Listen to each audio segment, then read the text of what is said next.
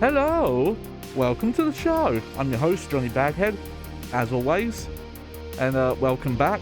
Hope you had a good week, good time, whatever's been going on with you. Sorry about punching the mic.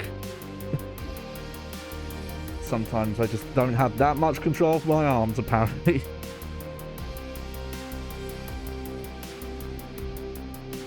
There we go. Hold on, maybe I can tighten this one a bit. There we go. So it's here actually, you know, I'm gonna turn the music down just a little bit. Had it cranked for the BRB screen. It's PlayStation grab bag day. We took a break off last week because I want to do that dumb stuff with fucking Homefront, but we're back. And I have anything in my book.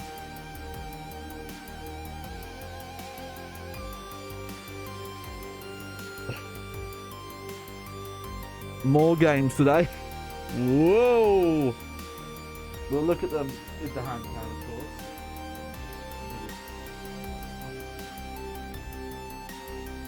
Okay, so what's the theme today? I don't really have a theme. I have some other theme days coming up, or planned theme days, but I want to get a couple more games to kind of fill out the roster.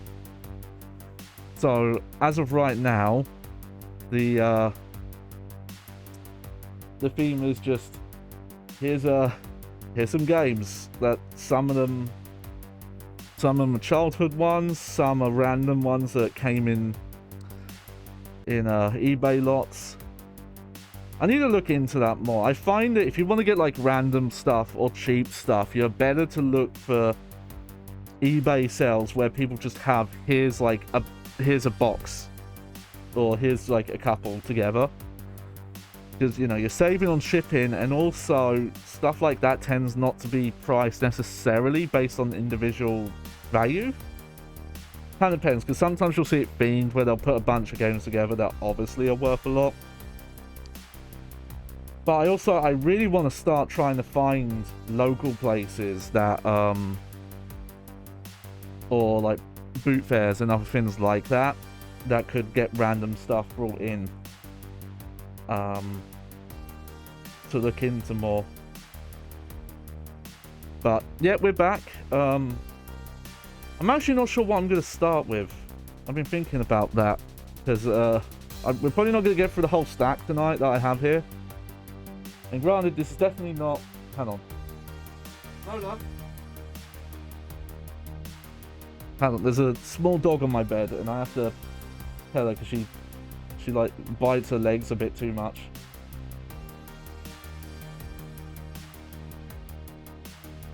Yeah. Chill.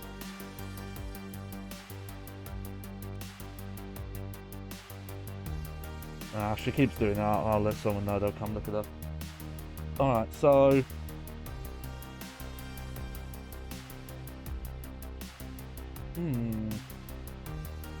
I think I want to look at this game first, because I actually have a save file for it. So, if you give me a sec, we are going to swap to the hand cam. Thank you again, Alastrina, for your generous donation a couple of weeks ago, because that directly helped me get this arm. Here we are. Here is the desk cam. I still need to move some stuff around though. I might have to... Well, here's the thing. I want to get like a second monitor on an arm. One that can turn 90 degrees and stuff like that. I might end up like moving this bigger monitor onto an arm so I can have it not as high, because the stand makes it quite high off the desk. Anyway, never mind that. So here we go. We are going to check out first Hogs of War. Now, while we're looking at this, let me see. I want to see how many I've got like this. Hang on. Okay. We'll talk about it a bit later. Hang on. Okay, this dog is...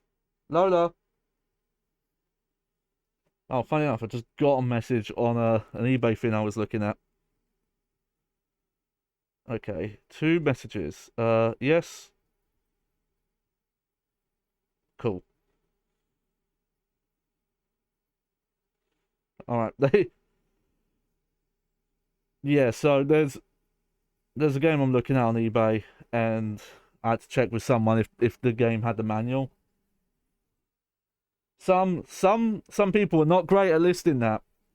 It's not many, but some definitely need to do a bit better on that. And because in some cases, a manual missing from a game can like take a lot off the cost. Like not even a third, like more than a third in some cases. Um, and also rebuying manuals is so weird. Like a complete in box sometimes for a game. Let's say hypothetical price. This game complete in box a $10 game, right? And then you find a copy that's missing the manual, and you'll get it for like $9. And then you'll look at someone selling the manual, and we're not even getting into postage price here. If you're lucky, they're selling it free postage, but that's usually not the case. And then the manuals will be listed at like $2+. I recently wanted to fix the fact that my copy of Gran Turismo 4 didn't have a manual, and most listings had it for like £1.50 or more. That's you can get like a box copy of that game for £3 with everything, and you're selling the manual for that, not including postage. I was lucky enough, I found a seller that was selling them, I think like free postage, 99p, and if you brought multiple, you got an offer. So I found luckily they had some other manuals for games where I was missing them, and I saved money that way. But it's still just sometimes really annoying. I had to buy a huge bundle just to get a manual for my copy of Silent Hill 3, and now I have this like bag of manuals that I've got to figure out what to do with. Got to figure out, do I want to try and find like copies without the manuals, or do I just want to sell these manuals? I gotta get around to that. All right. Anyway, Hogs of War. So this also lets me bring up something. I don't know if other regions had this. But the PlayStation line, if you're familiar with NTSC, they would have the greatest hits line. That was like the Sony's official budget re-release line, where they would have like the green border, and then here, this is the one to compare it to.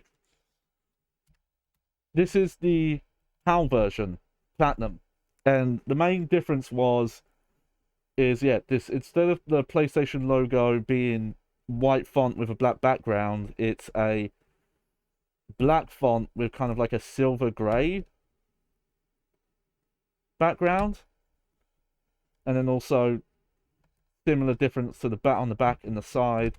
And the big difference is usually the discs. The discs will not have their original box like disc art, but some publishers would do their own budget ranges. This kind of, as far as I can see, this stopped in the PlayStation 2 era. But in the PlayStation 1 era, a bunch of publishers would have their own lines. So this, for example, is the Best of Infogrames line. Here we have the Acclaimed range. I know that Eidos had one. They had a line, and as did EA. They were just this one's interesting because they did their own re-release line, and then they got a platinum re-release anyway. Like this is not the first release of this game. This extra bar, that's different. So I don't know. But that's one of the few cases where I own like two variants of a game. But yeah, so this is Hogs of War. You can see here it says Born to Grill, of course. And we have applesauce and barbecue sauce, which is a bit weird once you see who you play as. Yo, it's Doomanic. Yo, you came to check out my hog. But here we go. Hey, I wonder what that's based off of. Alright, okay, so we've got a kind of a basic manual here. We've still got the manual. I don't know if this was originally in color. It kind of looks like it could have been. You can see here that they've also replaced the original disc art here. I just find this fascinating. It's only in the PlayStation 1 era would publishers do their own budget re-releases. It's interesting. Alright. We do have a story here. He who controls the swill controls the universe. It is really that simple. Swine scientists have discovered an untapped supply of swill in the uninhabited arpeggio. Oh, someone's messaging me now. Alright, gotta mute that. There we go. Of Australia. Deep in the South Pacific Ocean. So, I think this gives you an idea of what kind of game this is. And every hog nation wants the land as its own. Gone are the days of scratching around for drips of swill. Australia's 25 regions are drenched in the stuff, and the only way to ensure that no one else gets their filthy trotters on delicious swill is war. From the rather British Tommy's trotters and Uncle Ham's hogs from the other side of the pond to the sushi swines and the sauerkrauts. This is a war like no other. To possess every last drop of swill on the planet. Let us not romanticize these battles, though brave hogs. There will be slaughter and butchery. Your job will be to bring victory to your chosen nation, to save your own bacon and make a meal of your enemies. With victory comes great reward. So great, in fact, that your brave boars will be as happy as pigs in... Well, you get the idea. With any luck, we'll all be home in time for Christmas. So what are you waiting for, Chop Chop? So... you can see this is a very tongue-in-cheek game. So, what is this game? The best way to describe this game is it is a take on worms. Specifically 3D worms. And what I find interesting is 3D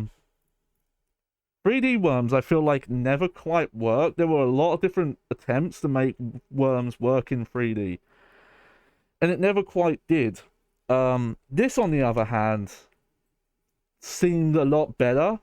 Now, this also got a PC release, and I think, like, if you want to play it these days, I think you can use the PC version and even play it online. I could be wrong with that, but I really like this game. Now, I'll warn you, this is a warning just for anyone out there, in VODland or live, this does have some humour that I think might not have aged so great. Because the whole theme of the game is like World War I era parodies and stereotypes, but the enemies are all pigs. One of the big selling points, and I think it's mentioned on the back here. Yeah, let me just take the disc out. We'll put it in the console here. I have 2 save files. So I'm going to have to like load them up and see what's on which save file. I think it's another situation where one is my sister's. But one of the big selling points of this is that this has... It doesn't mention the other guy for some reason, but a lot of the dialogue is done by a British comedian by the name of Rick Mell. It even mentions the BBC TV shows, The Young Ones and Bottom. I feel like that's the big thing he's known for, but he did loads. He's passed away since, so rest in peace. But yeah, he was definitely like one of the big like comic actors of like the 80s and 90s. But he did do stuff in the 2000s as well. Probably the thing he's known the most for internationally is he was Fred in the like really weird cult classic Drop Dead Fred, which is a very bizarre movie that I think people did not understand. And I think when I first watched it, I thought it was supposed to be a kids movie. It is not a movie for kids. But I believe this also features the actor for Johnny Bravo. And I think it's them two. I can't remember if there's anyone else in this. But here we go. Let's start this up. Put this to the side here.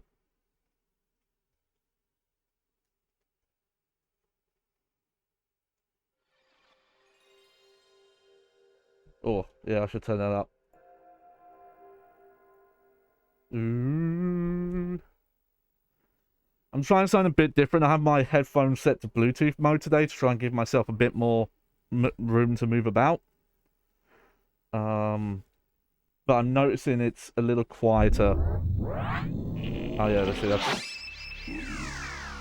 that's too loud. There we go. Cut this! Oh, you French developers. Alright, let me do that. I've got to be careful because I think the title music here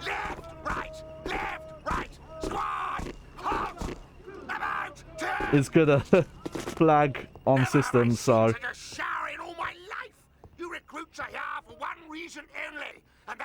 it's so obviously Rick Mel. I said war! Are you in love, Private? Then don't look at me or give me nightmares. Lights! Australasia, a collection of islands in the South Pacific. Reconnaissance has shown that these islands are rich in swill. Shut up! Swill is the lifeblood of pigs. Control the swill and you control the world. And that means war. What does it mean? War, Sergeant! Precisely. And as soldiers, our job is to fight, destroy, with guns and bombs and knives and with your bare hands. By Jove. That avenue of pleasure, a series of training films to prepare you for every eventuality in the theater of warfare.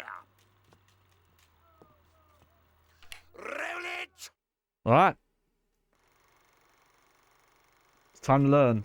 Subtle political commentary here. Armies on the march. The world divided. The threat of attack from the land, the sea, and the air.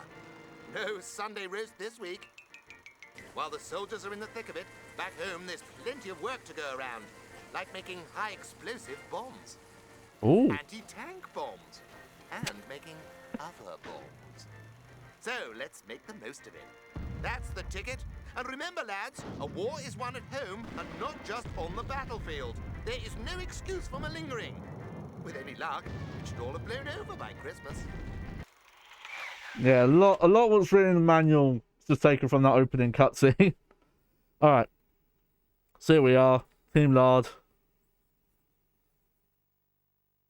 Okay, so I gotta be careful here because this title music, now it's not, the song was not written for the show Monty Python, but it is the show that made the song famous. So I've got to be very careful here. All right, don't fuck me over copyright. All right, cool. Yep, that's audio. Yep. Let's look at these controls because it has been a while. All right, okay. We might be lucky because it's like a re-recording. Okay, so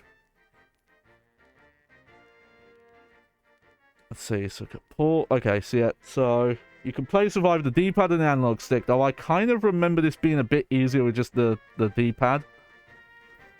Circles your skill menu, squares jump, X is action fire, triangles enter exit or cancel, and then the camera button. Okay, that should be easy to remember. Alright, so let's look at these save files, shall we? We'll do a new game as well, because that's where most of the unique dialogue is. Oh man, this is like the same load thing that we saw in I think one of the driver games used this. Okay, yep. So this is my sister's save. Let's have a look. See how far she got.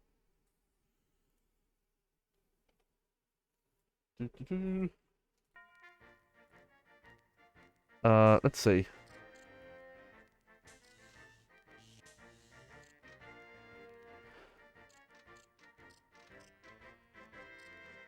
Alright, here's the team.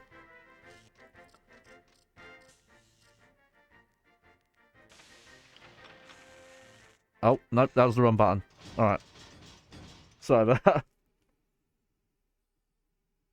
Again, it's the great fun about looking at old memory cards is finding these saves. It's definitely a rarer thing now because a lot of times save files would be tied to accounts. Like even if you pick up an old PS3, for example, the saves will be... I find this interesting actually, that the game can... It can one save block, which remember like PlayStation 1 memory card is 1 megabyte. But one block of that, which is like 1/15 of a megabyte, can have multiple save files. And nowadays fucking save files are like hundreds of megabytes, and I don't get it. Alright. I think... Let's see. Oh, this is like right at the start. Okay. Okay. So, not very far. That's literally like a couple of levels. Let me check out this other save file.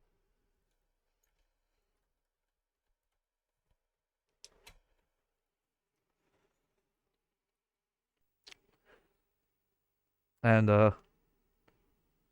yeah, we'll see how it goes. I do remember playing on a save file that either me or someone in the family had where they actually did have everything unlocked. Because funny enough, like, there's, like, you actually do get a award for being in the game. There's, like, an extra army you unlock. Though I can't remember. I think it's something weird where like, they're not based on a specific nation. But it's been a while. Infogrames is funny. Infogrames became not Ubisoft, sorry. They became Atari ST in the like PlayStation era, or SA. They somehow got like the name Atari, but none of the games, or like not most of them. Eventually, I think Ubisoft did buy them though, because that's why Ubisoft owns like Driver now.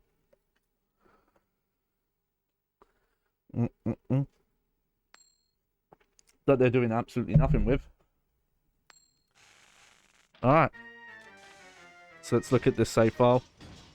These menus also like really slick.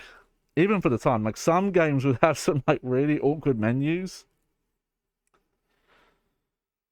These are very cool. Alright, so what we got here? This one just says Uncle.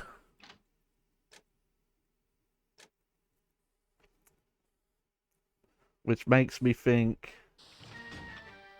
Aha. Okay, so this save file is further into the game. Joey Bob. Oh yeah, this is the American team. We've got Keanu, Bobby Jim, Bobby Joe, John Boy, Joey Bob, Jim Bob, Sly, and Abraham.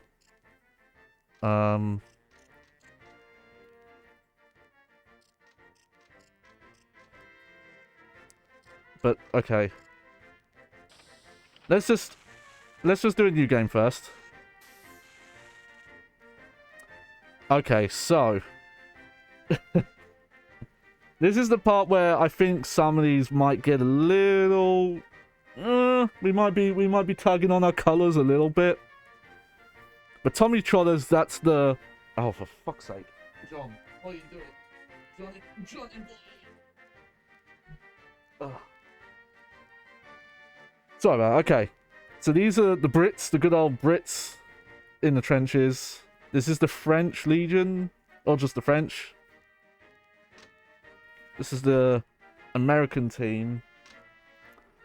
This is Russians.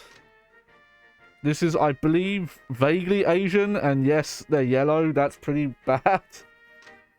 And this is the Germans. From what I remember, that's the team where the stuff gets a bit bad. You have to remember, this was the 90s. A certain kind of humor definitely was popular in the 90s. Oh, for fuck's sake. Hang on.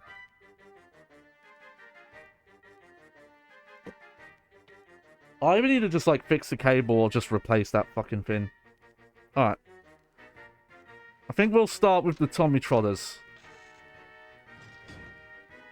Yeah, we'll stick with the name. So, yeah. But for reference, this isn't... I don't believe... It's mostly World War One. I know it does vaguely go into World War Two parody, but it's mostly World War One because I think like World War One, as horrific as it is, had a lot of that like tally-ho chaps kind of propaganda around it that really romanticized it. Despite how like horrific it is, especially some like the trenches and kind of the arsenal in this game as well. It feels like that's more what they're going for. Especially the like German team having like the points on the hats. Alright, so we'll do the training mission here.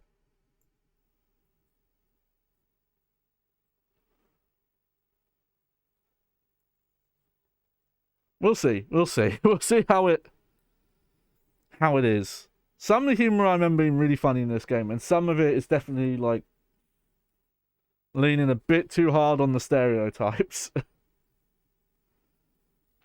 Welcome to boot camp. Now, you may be as green as the grass now, but by the time you follow the green path around the corner, didn't mean to do that. Your first weaponry by walking into the crate. Notice a pickup is a little brown dot on your mini-map. Eh? Good. Now shoulders back, stomach in, eyes forward. What have you seen me here? Alright, so here we go.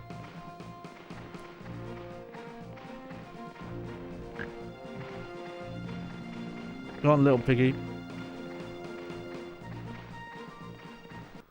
Right. Press the circle button to get your skill menu out. Press the X button to select your bayonet. Later So yeah, on, very... you'll have more weapons to choose from. Very worms. Now, the bayonet only works when you're toe-to-toe with your enemy. Walk up to the target and stick it right into him by pressing the X button. You asked for this. Lovely work! Now, follow the yellow path to the rifle range and collect your new equipment. By the left, march! There we go. Funny enough, it's a game that can kind of get away with the frame rate being all over the place because it's turn-based. Now, get your rifle out by using the circle button to get your skill menu out. The standard rifle fires a single bullet in a straight line. Press the L1 button to look through the sights. It's inverted. Aim at the target, then press the X button to fire. Hit both targets and we will move on. Oh, your aim is, Don't go out on the moors. Sure.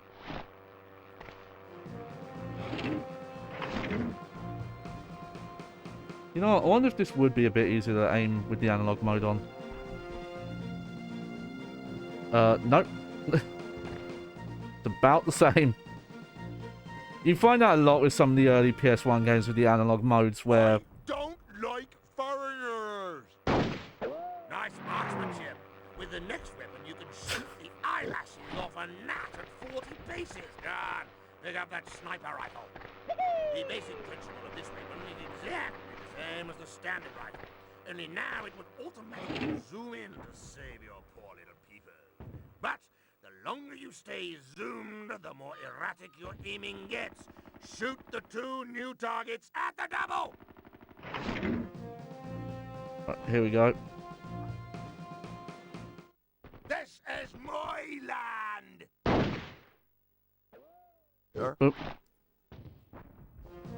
I think this guy's supposed to be like a West Country farmer type. Orc kind of type. Get off my land! Good Oop. shout. Now, I think you might be ready for something slightly more explosive. Follow the red path to the grenade range and collect your new equipment. You know the drill by now, you horrid little hog. Now, this is the grenade, and there's a bit more to it than the weapons you've had your trotters on so far, so pay attention. Press Pay attention, and chat. hold the X button to set the amount of power you want on the meter at the bottom of the screen. You can press the X button again to detonate the grenade. Remember, more power equals more distance. So what are you waiting for, then? So definitely like worms. I think a lot of the older 3D ones will do this as well. You have to kind of learn Well, he doesn't like strangers. the distance on stuff. Sure. Okay, I think the grenade you can actually manually blow up. Let me try it. You've been worrying my sheep. Yeah, you can. Yep.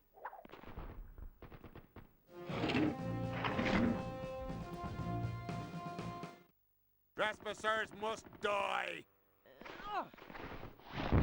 Good work. Now, follow the blue path around to the water range for a bit of secret trading. Go on, quick march. I have to say that for PS1, I think this looks like pretty good. Just because it's a bit more stylized. The graphical style kind of lets them get away with the look of it. But definitely the main fun of this is the multiplayer stuff. Because, you know, you can set... Now, Like- grenades have a bit more to them than meets the eye. If you get one out, set a flat angle using the R2 button and loads of power, and it will skip across water like a stone, destroying those targets on the far side of the water. Oh, and try not to fall in. It'll be a while before you're hard enough to try that. Yeah, here we go. All yours, Flower.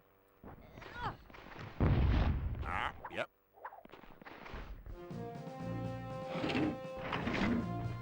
So, the aiming you're doing with the shoulder buttons there.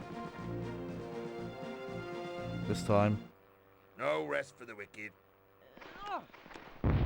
Boom. Oh, you have a nice throwing action coming on there. Now for a bit of exercise. Follow the purple path and climb over the Okay, so that's our camera button there. But yeah, like, it's definitely a party game as well. Setting up, like, big... Now this could be tricky, so listen. You have to cross the broken bridge over there, line yourself up with the bridge, and take a bit of a run up, press the square button to jump the gap. And try not to get any wetter than you already are.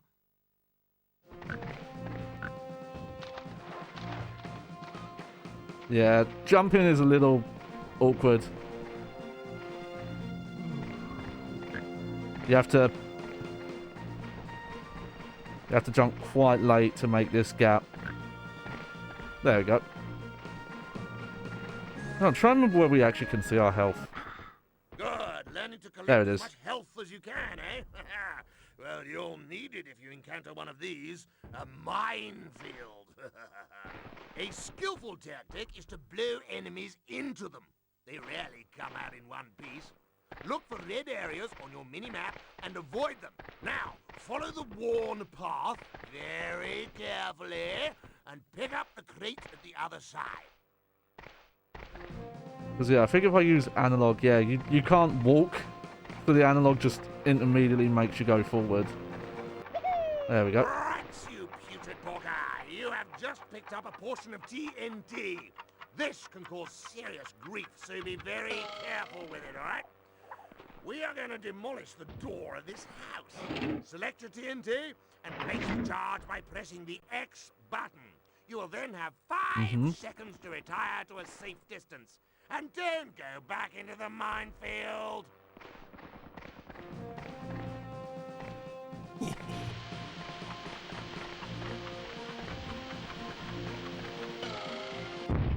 Good. That'll stop the more squeaking, eh? Now, have a look in the building and see what you can find. Yeah, yeah. Instead of the terraforming stuff, they do have like destructible buildings and things, which is cool. Yes, we put that here just in case you need a little top-up. Now, head over to that shelter across the minefield for another useful nugget of info. Straight there, but be careful. Do, do, do, do, do.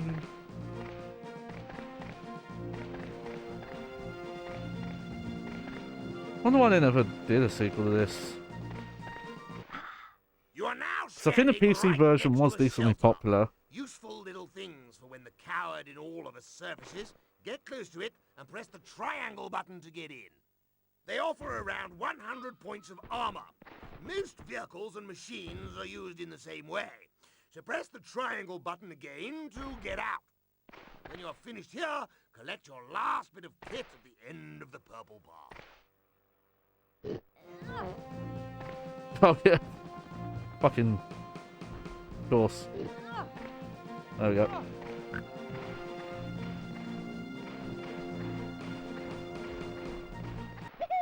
Now, this is your last piece of training. Use your bazooka to destroy the last 2 targets. You shoot the bazooka, in the same Bazooka? way as the grenade, but it goes a lot further. Snap to it! Yep. I think when you use it, yeah, you can do this as well. Kind of help you line up the aim. Get back to the city, you stinkers! Hey, look at that. Oh, nice bit of demolition, that soldier. You're about as ready as you're ever gonna be. Well, what are you waiting for then? Off to war with you! Have a nice bit of war there. There we go. So yeah, there's some stuff not shown there. There are vehicles, and I don't know if we start seeing them in the first bit, but you as you go through the campaign, it's funny enough, it's kind of like XCOM, because you start off with these as like regular grunts, and then as they gain experience and victory, you can upgrade them, and they'll upgrade into specialist types. And I think it's like somewhat based on what happens in the mission, and some of them have like more advanced interesting things. Oh, what's going on, Basil? Percy, Nobby, Din. What kind of name Din is? Alright. Get into our first proper battle then.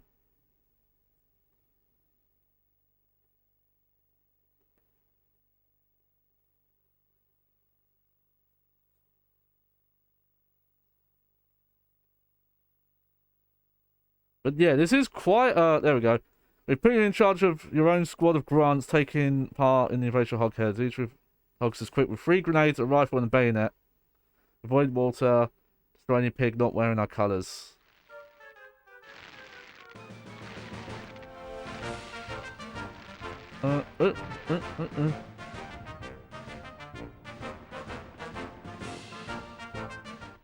Sir? Alright.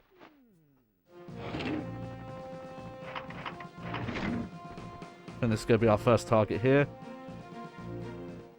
You asked for this. Take. Oh, yeah, each army has like little stinners. You have no confidence in my abilities, sir. Oh, dear. Does that mean me? Hey, come on then. Alright, I'll shoot you back. Oh, it's inverted. Chop this! I don't think headshots matter. I could be wrong, but... Oh, look at those pixels over there.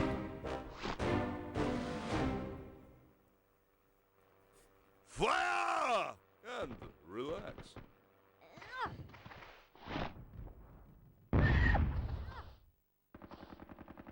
Oh, I gotta be careful. Hey ho, diddly do. Fair enough, I think it's kind of hard to tell, but maybe because this cable upscales a bit, but you can kind of see how they low poly the models. Yeah, we'll just... let's... There we go. Just... be sure. A nice little present. Thank you for letting me fight in the war. And yeah, just like worms, they can blow up as well. I'll say, a lot of these jingles are embedded in my memory. They are really good.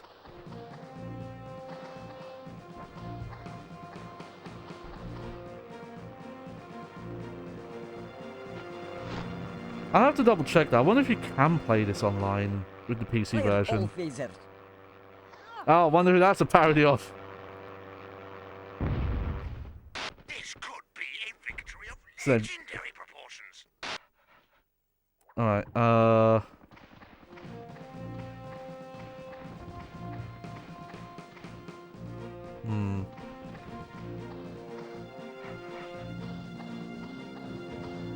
It's a little risky. But I'm gonna try this. Don't go out on the moors. Yeah! That went really well. So you can go into water and swim, but it will slowly drain your health. So Battle is swinging yet. unless you have like a lot of health, it's not really recommended. Alright, he's dead. I'm in a right sacking, sir. If you win this one, the nation will have a street party in your honor.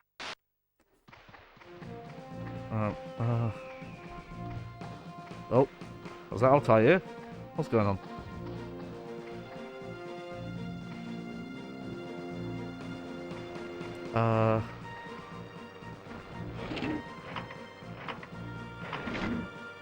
See if I can judge the distance right here. Tally ho! Not great, but still good.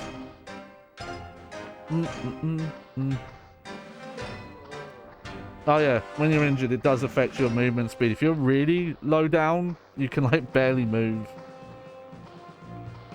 And a lot of the kind of like dark territory, if you look on the mini map, you can see some of it's grey. That's usually stuff you can't climb on. Like if you try and climb on it, you'll slip down. I think you need to use more advanced troops that have like jetpacks and stuff like that to get on those.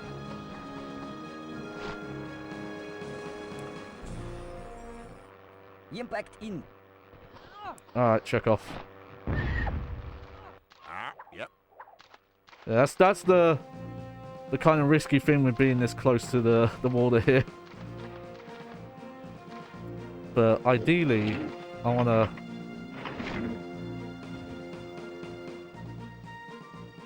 to do the same to this piggy here. Alright. I don't like foreigners.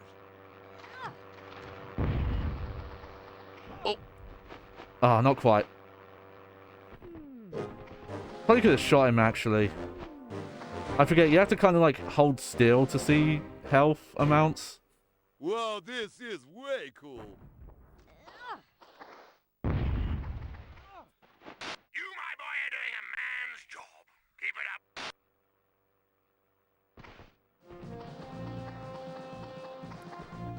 Right, how much? 27. Okay, you know what? I'm going to go pick up the health first.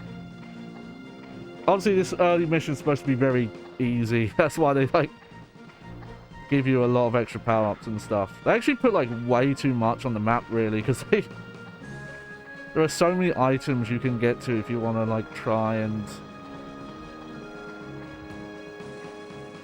Alright.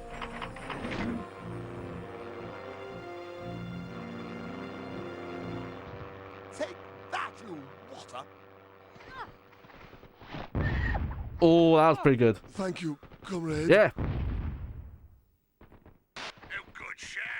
Let's send them packing.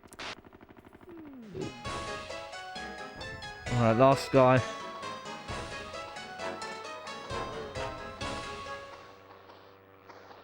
They give you a lot of time in this early part. I think some of the later missions they do not give you 99 seconds. Fire. Yeah. Sir? Alright, I should be able to it's not gonna be easy. It's gonna be. This Oh no. is my land. Oh, that was lucky. That's really close to not hitting. Superficial damage, Captain.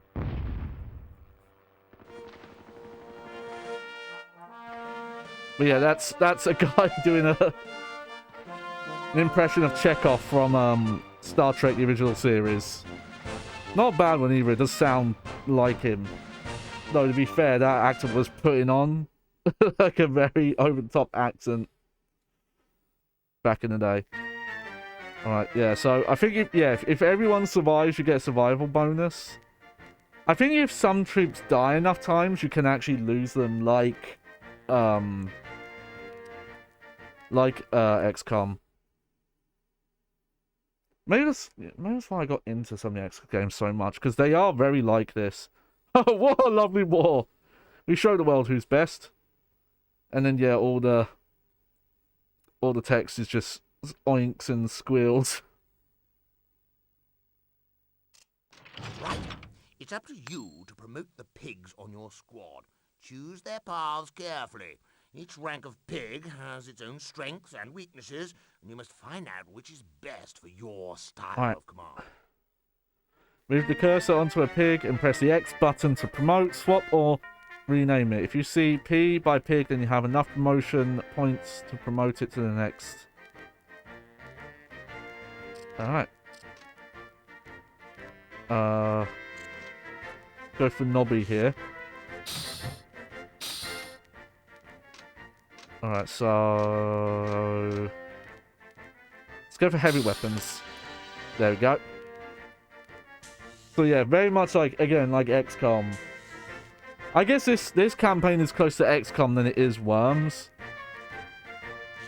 But yeah, now we can start putting people in their specific fields. And they do have little different uniforms for each one.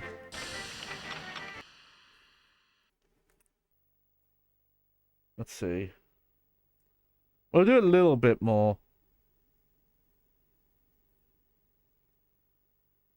Okay. The yellow one's last, so I think we can avoid that one. Sidestep that issue. The supply route must be secured against the threat of a cowardly enemy ambush. Take your lads out for a bit of a jaunt and have a pop at any foreign types you bump into the way. IP grimly, of course.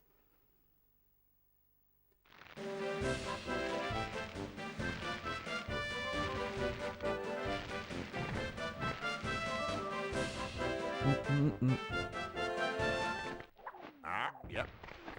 Alright.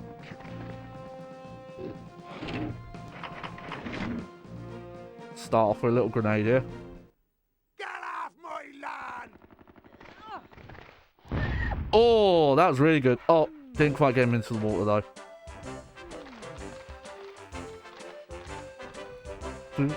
Do.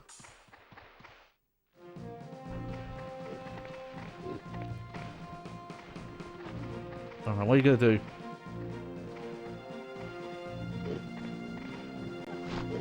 Oh no. I fed you now. Hello, how's it doing? I don't know what accent that was supposed to be. Okay, what have I got? Okay, probably leave those guys for now.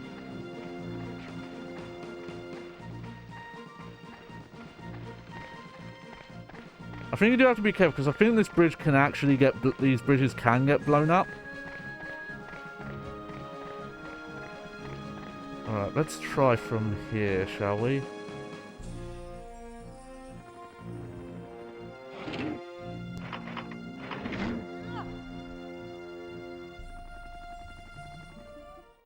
Check him. Oh, oh. Hey, that worked out. I went way too far, though. Yeah, okay, these guys are supposed to be French, because that's a remix of the French national anthem. Back to your own country. What is that? Oh. See, I don't want to attack that guy yet, because I don't want him to blow up and damage the guy next to him. So I think I'm best to wait.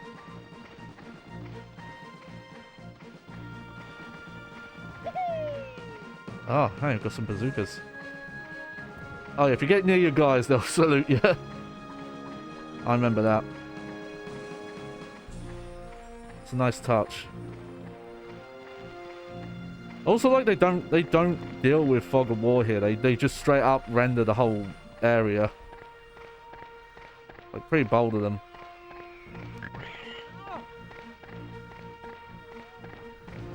Oh, so you can see how the world, like, cuts off.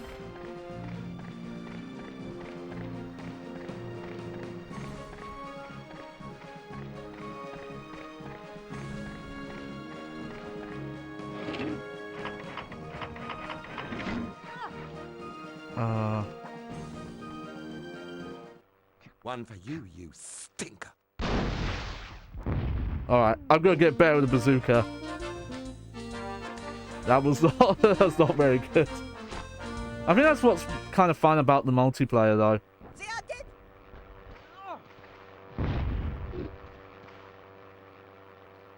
All right, Governor. Ah, yeah, alright, Governor. Oh, yeah, yeah, when pigs are near you, they're all, like, scared. Oh, no, no. The low frame rate can mess with your ability to pick. All right for his boat race. Okay, something about a boat race? I didn't... Inform my mayor. That's the spirit. Only a couple of them left now.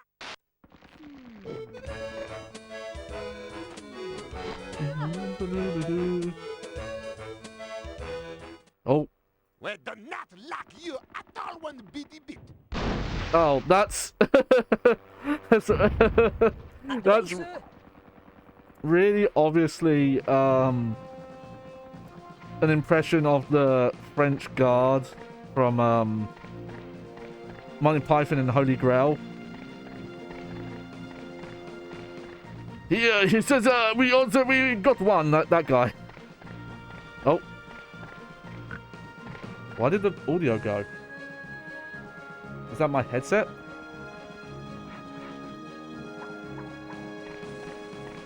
Okay, well, I think that audio is still coming through stream, so it's just my headset's cut out, so... Oh. Alright, I gotta try and get this guy knocked off here.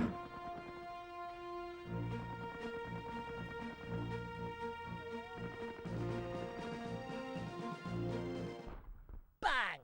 Ha! That sorted you. Oh, that was good. Alright, let me pause for a sec. Let me try and figure out why my fucking audio's turned off.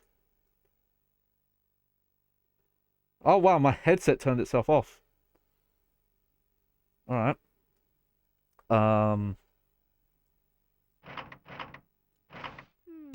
Okay, give me give me a sec here. Audio.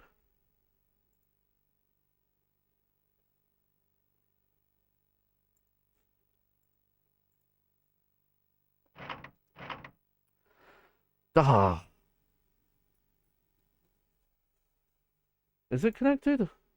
It says it is. But I can't hear my OBS anymore. I don't want to fucking, like, have to restart stream just for this.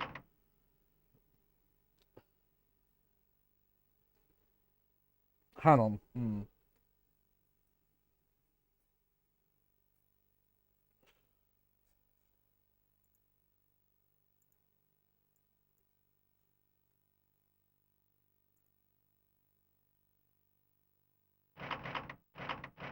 I've noticed this with OBS. If I change like my audio output midstream, or like I have to like close OBS and reopen it for it to update.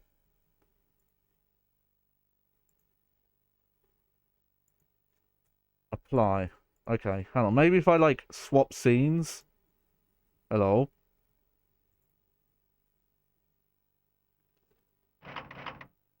Let me try one more thing.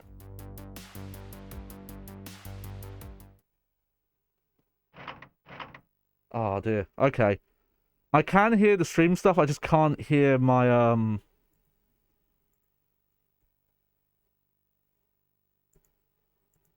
let me try doing. There we go.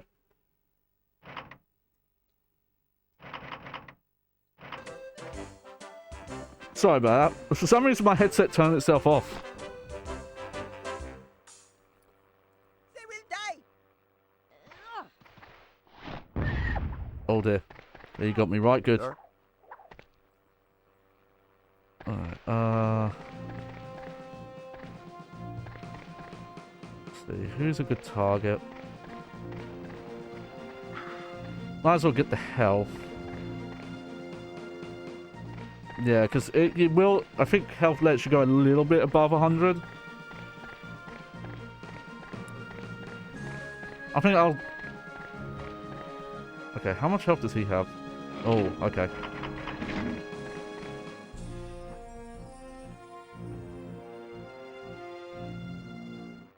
We doesn't like strangers.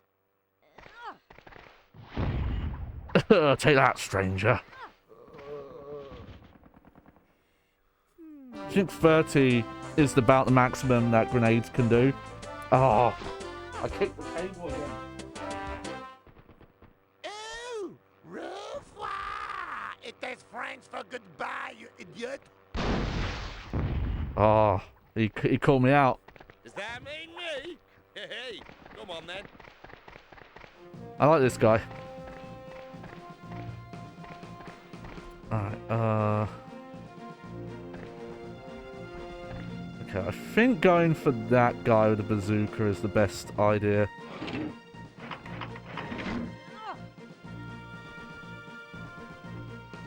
Yeah, I'm gonna aim up a bit. Second, fire! Hold it, hold it. Alright, well, that works. I'm really bad with the bazooka. Maybe one day. I have them. Hey ho, diddly do. Let's see.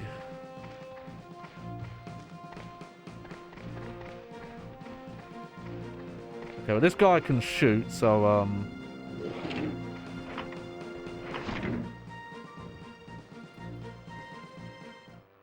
Take this one, Blighter. there we go. My teeth are upside down. Oh, good show. Let's send them packing. I'd have to double check. Maybe there are more voice actors in this. I know one of them is Johnny Bravo. When you pick the American team, it's really obvious it's that guy. I am the Angel of Doom. Yes, sir.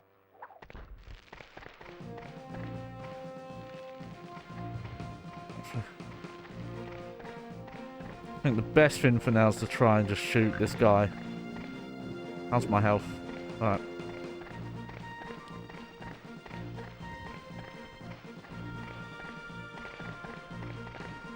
You do have to worry about friendly fire, so... I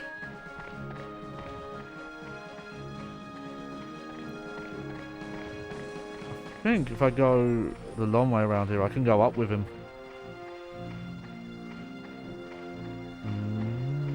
Yep, here we go. Wow, he never picked this up. Oh, well, there you go.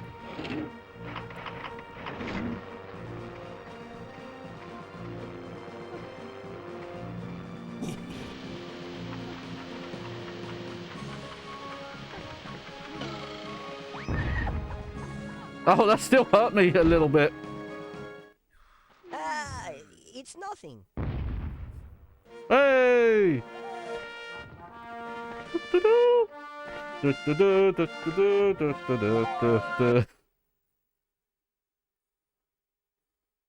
Okay. I think we'll probably save in a little bit here. I'll show some more of the upgrades. We'll kind of load into the next mission and then... Hip hip hooray! Foreigners no match for our boys! It's... Again, you have to remember, this is a parody of, like, World War I era of history. And a lot of the propaganda was like that. Alright, Alright,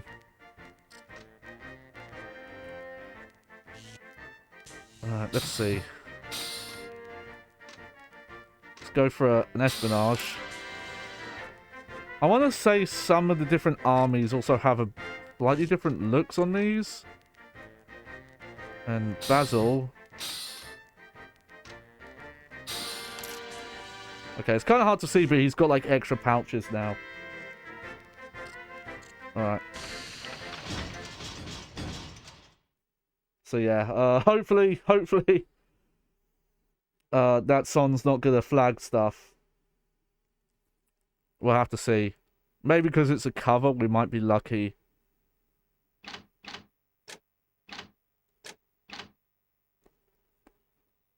That's still crazy to me, you can save multiple slots. I guess all it's saving is like your army and what upgrades you have and where you are in the game. Maybe that's why it can afford to be so tiny. No, it's good to save how many of those medal points you have, because you can save them up as well. I don't remember what the name is. I think if you get to the Isle of Swill, that's the actual Australia army. And funny enough, they are like the hardest fight in the game. Straight up, I remember that. The enemy line must be weakened in preparation for the big shove. Advance your men across no man's land and don't come back until the wretched foes have been roundly trounced.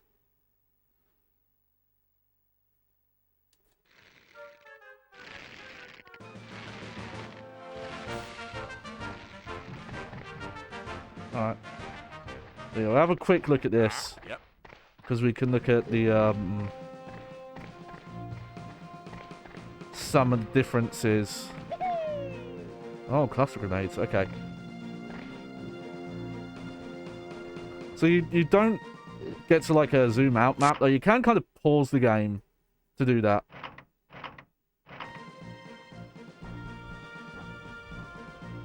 But I don't know if I can actually throw the cluster grenades that far. Let me try with a regular grenade. How far can I throw the regular grenade?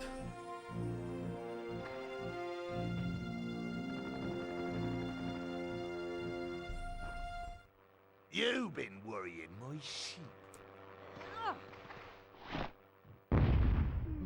Okay, I think I went far enough, but I think I was way off aim.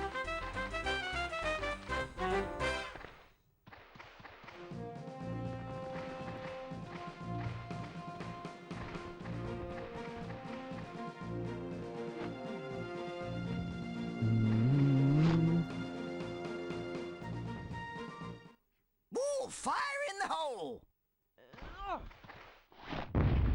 Hello, how's it doing? Alright. This is probably the guy to try, like, the long-range shots. I'm not very good at them, so... For crown and country! Hey, not that bad. Alright.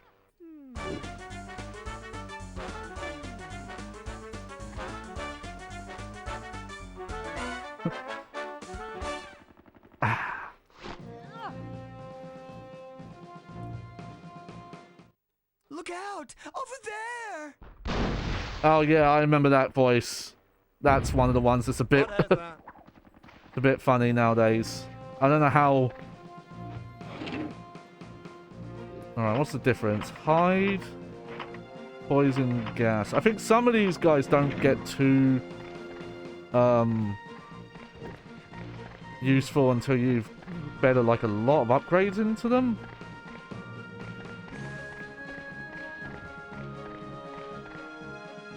Alright, so that's...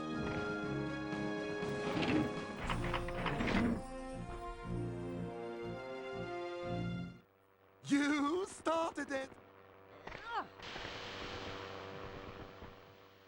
Ah, not quite.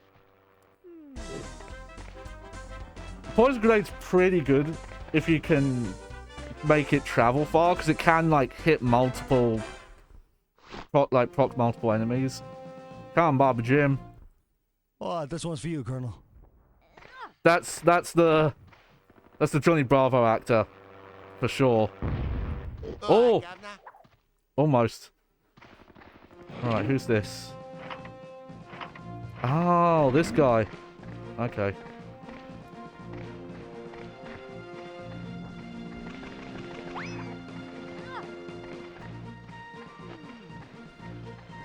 I feel like he's the guy to try and get over the minefield.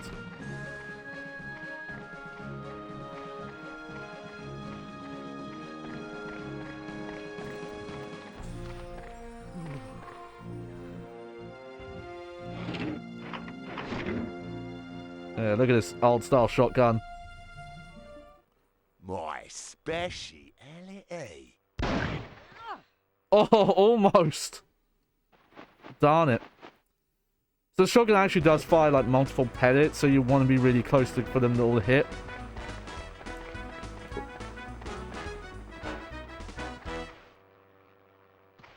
Alright, what are you gonna do, mate?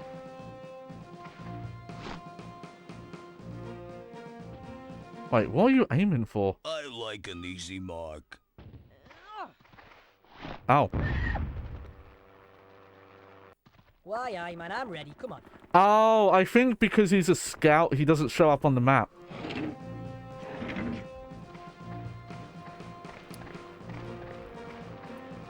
Okay, well, like I said, I only was going to show a little bit of that.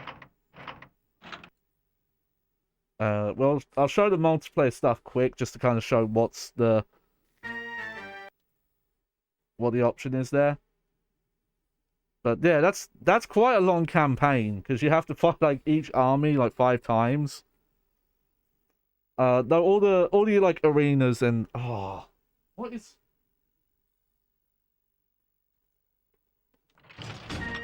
What am I hitting? Oh, that's what's happened. Sorry, folks. There we go. The cable was like hooked under it, my controller cable. But the arenas are set there, and in fact, there's some cases where like reinforcements will come in as well. All right, so multiplayer. There we go. Screw it. Oh, shame. They want a human. Okay. So you've got pre-made ones, which some of these you have to unlock actually. I forgot about that. But you can also make, and like with worms and pick your theme. Let's go for a desert. Medium, high, lots of sunset. Yep. Uncle's Hands Hogs. And I'm going to change team just because I don't want to risk it. I ain't risking it. I believe as well, like every time you beat a continent in the story, you get like pre-rendered cutscenes. Like that's where some of this art's from. There are like set characters you can see.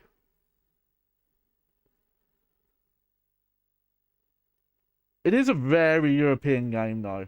I don't know how popular this game is outside I think the humor though is like very brilliant. Like, you know, it makes sense they hired a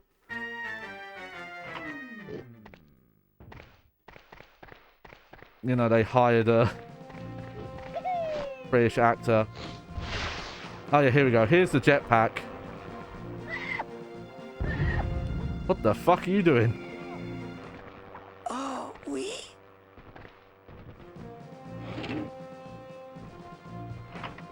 So, machine gun. See if we can get Joey Bob here. But this Bobby would Joe. give my position away. Hey, look at that.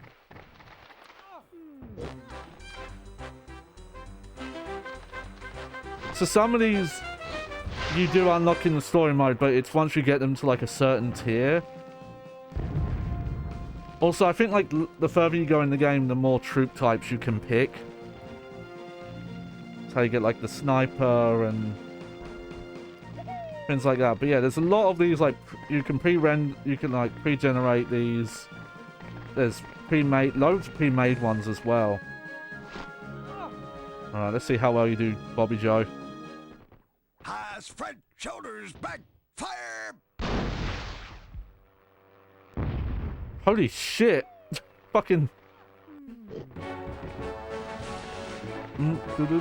Oh, it's Von Kaiser's theme.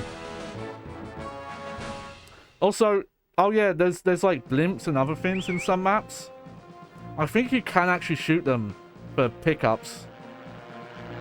Not this one, because this is part of the attack. Oh, frame rate. I love it. Oh, what is it?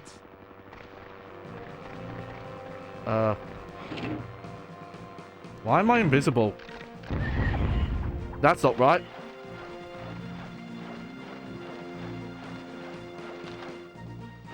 Something's broke there. Alright. Well, I think that's enough of that. Also, I realised I forgot to change category, but fuck it. We're still in retro. It counts. Alright. But that's, Hogs of War. Still really like it. There is, like I said, some of the humour is very 90s. I think some of that stuff does not hold up. But it's still just such an interesting take on the genre. And then getting like named voice actors. This is around the time where that was still a little rare. Oh man, this looks weird. It looks like it might have been buffed or something. Hang on.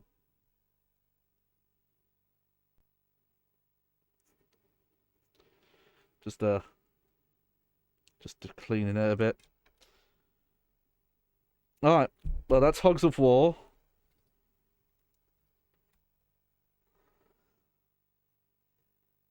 Okay. Now I've got to think what to check out next. You know, I think we'll keep with the kind of action-y, explosion-y thing. Here we go. Here we have 007, The World Is Not Enough. So, this was one of the games that came in one of the bundles I brought. Bond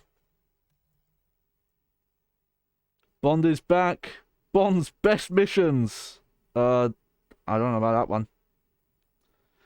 I do have to be careful with this one because I believe this one has like scenes from the movie. Just straight up. Oh dear, here's another bad game. When EA got the Bond license for the first couple of years, they were not doing so well. So there are two versions of The World Is Not Enough, aka Twine. There's the Xbox. No, what am I saying? Sorry. Okay, there is a Nintendo 64 version, which is made by Gamecom, which I believe was the main version. And it's probably the better one. It's not directly emulating GoldenEye, but it's closer to that style.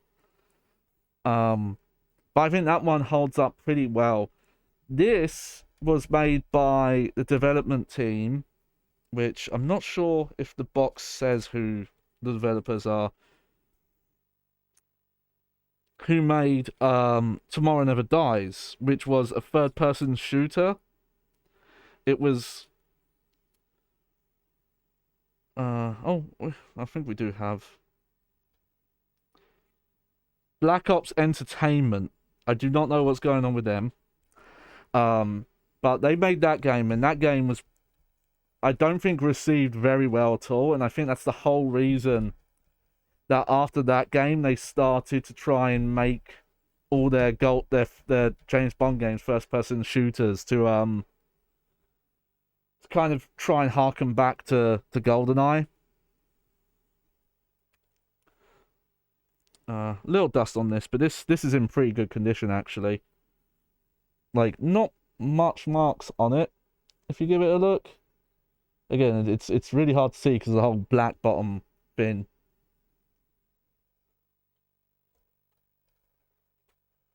Let me actually change the category this time.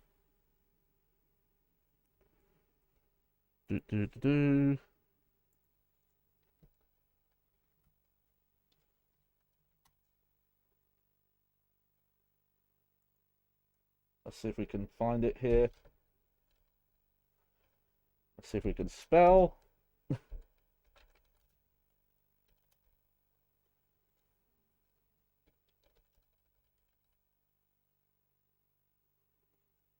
Okay, well, which one is it? Okay, this is, again, there were two of them. So, thanks Twitch, and one of them didn't even have an icon loaded. But, here we go, we'll give this one a try. I am curious to see what the controls are going to be like. This was the era where console first-person shooter controls really were not standard.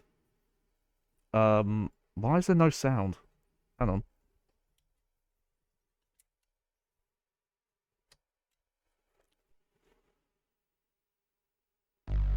There we go. Weird. I think that's because how this game works. I notice if you like reset a system too quick, it'll sometimes act funky.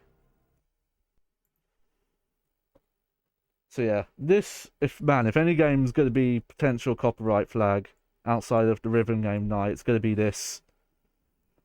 So it's the problem with trying to replay old games. You have to fucking worry about, like, oh, someone's going to copyright you. It's got the Bond theme in it, and it's got video of Pierce Brosnan. Wow, that's an EA version of that logo I've never heard in a while. Okay, so apparently this game is changing resolutions a lot. Because that was the Black Ops Entertainment logo. We didn't even get to see it.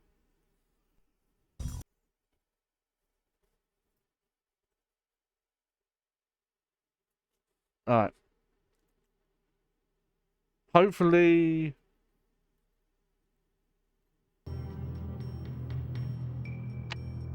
Alright. Options. Let's have a look at these controls.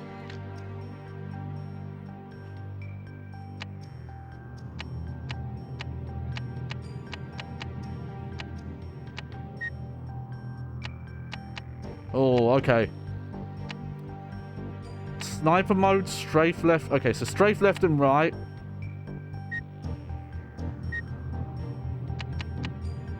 Is on the shoulders, so that's definitely old school style. And use weapon is the X button. Okay. But enough, Nintendo 64 games were like a lot ahead of the curve, where they would give you like a move and strafe on one control and look turn on another. Heck, you could do like dual stick on GoldenEye with two controllers. Alright. We'll just stick with Agent. I don't know if this A meeting has been arranged for you with a Swiss banker named Lachaise. Lachaise was paid Oh, £3 million Lachaise. for a stolen report, a report that one of our 00 agents was tracking just before he got killed. We want to know who was responsible for his death. That might be... what's the name? Lachaise may try to avoid meeting you directly. If this I've occurs, suddenly forgot the name of the evade actress, security but that system might and be track her. him down. His office is on the penthouse floor. It sounds a little When you high-pitched, find though. Lachaise, get the name of the person who killed our agent, retrieve the £3 million and escape with the money. Good luck, 007. I don't know if this does the GoldenEye thing, where different difficulties gives you extra objectives, and I think the Nintendo 64 version does that. To help you defeat the metal detectors, I'm providing you with a very Oh, well, low that's definitely John frequency Cleese. disruptor. When activated, all metals within a 5-foot radius become undetectable. For more urgent situations, I'm giving you a flashbang. Disguised as a small flashlight, this device emits a quiet, high-intensity charge that will temporarily blind anyone facing it. Finally, I'm equipping you with a fingerprint scanner to Doesn't defeat a more flashlight also do that if you sophisticated point it in lock someone's and eyes? security systems. I don't know. James, do take care of yourself. And remember to bring me back a souvenir from the trip. I don't know if that's even the same Moneypenny, is it? I don't even remember Moneypenny being in this movie. Alright.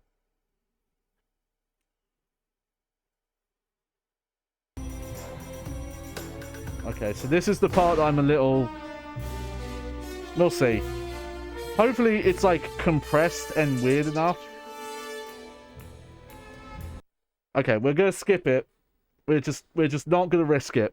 Because that is literally just clips from the fucking movie.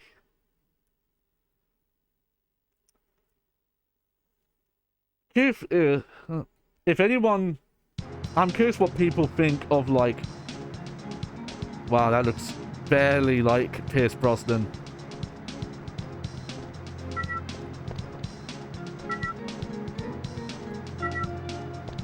Oh. Well. Press circle to open doors, talk to people, or manipulate objects. Press select to read an incoming message. Press X to use a current weapon. Alright. So this does have analog support. You actually cannot look up and down. Weirdly enough. That's strafing. There's crouch. Oh, you have to hold R1 to be able to look around. May I help you?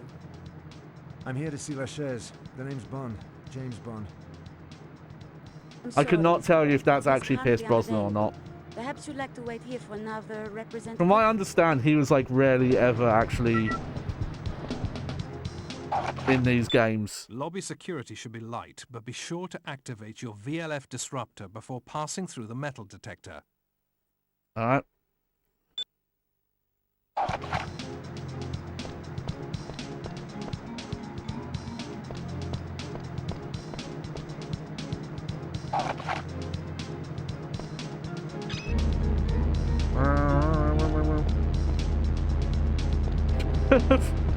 Check out my cool pen, everyone.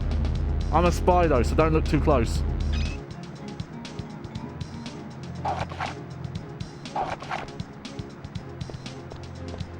Alright.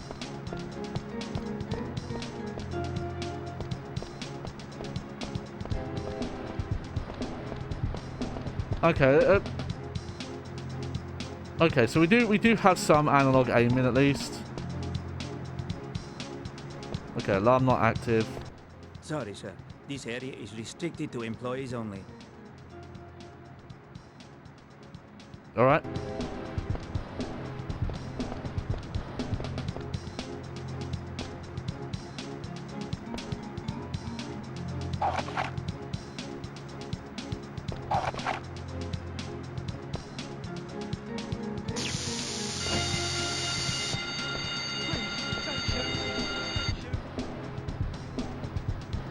Wait, what triggered the alarm exactly?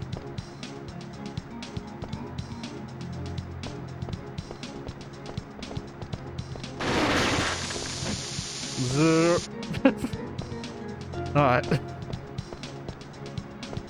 Oh no.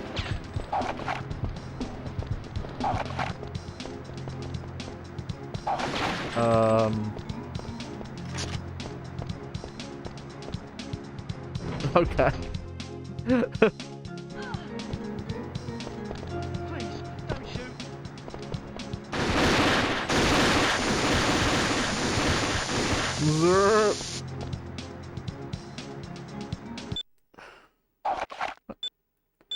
Let me check something.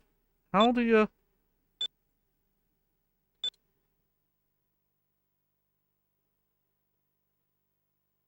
Okay.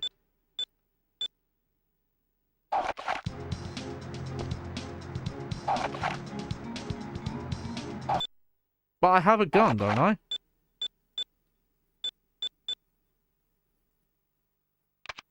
Oh, weird. Okay. Why?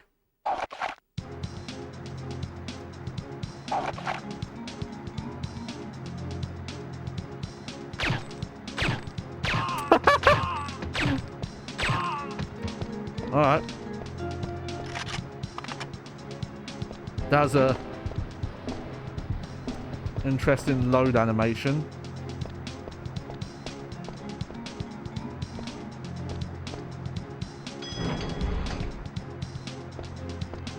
If you've seen footage of this studio's Tomorrow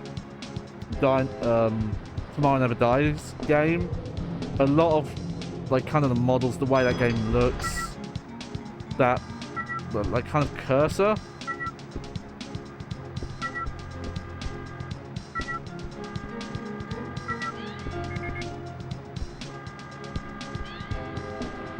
Can you shoot? Okay, you can, good.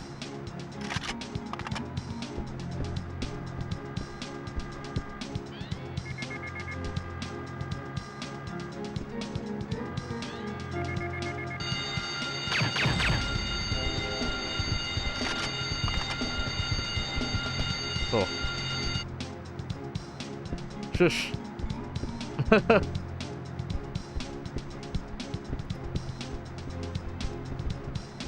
At least the auto aim is generous on...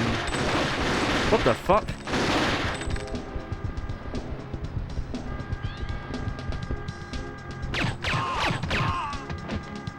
Alright, well, we've got some armor.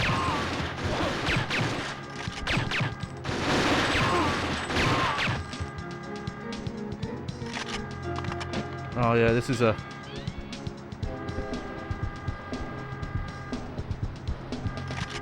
stanky ass game.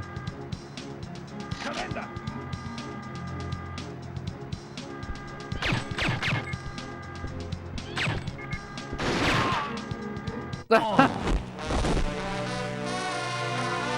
Oh no! We died. Alright, let's try that again, shall we?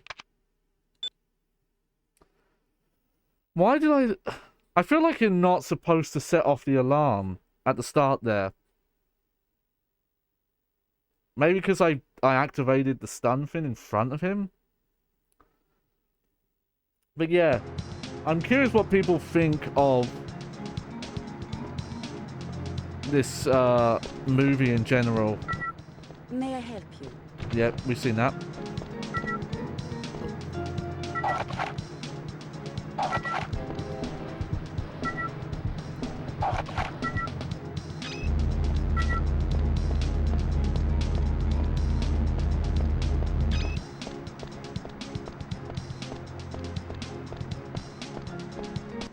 Sorry, sir. This area is Just restricted the to idea of like employees only. holding a pen out like this while you're walking around with this like wine glass grip. It's kind of funny.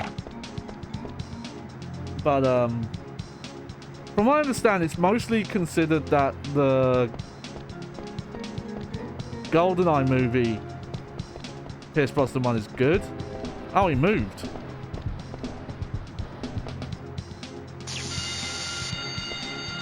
Why does that trigger an alarm?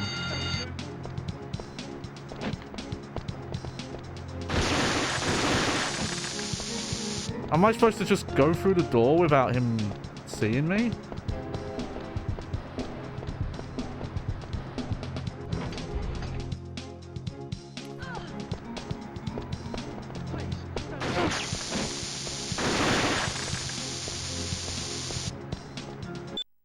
Now we have to fucking do this.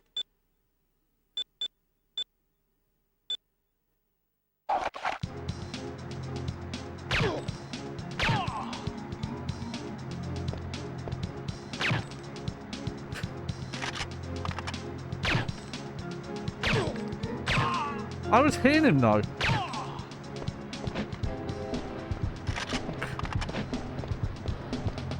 This game is... yeah, it's rough. I always heard this one was not good. I do find it funny that they use the left analog stick for control, but the right stick does nothing. Doesn't even strafe.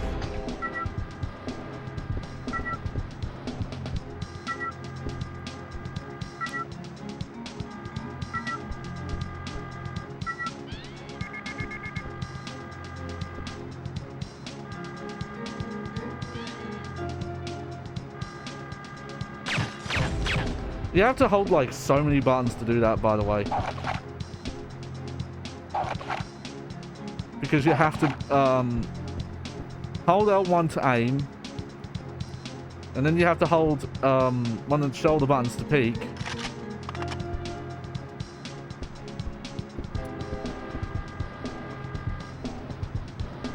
And shoot with X.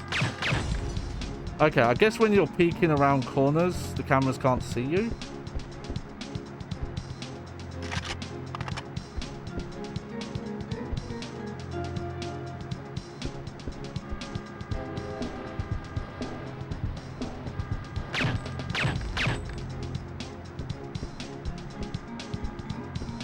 Huh. How did I get light armor here? Did a guard drop it? I guess a guard dropped it. But I don't really know what like the opinion is of some of the other Pierce Brosnan films. Outside of Die Another Day. I know Die Another Day is... I mean, I'm sure someone likes it.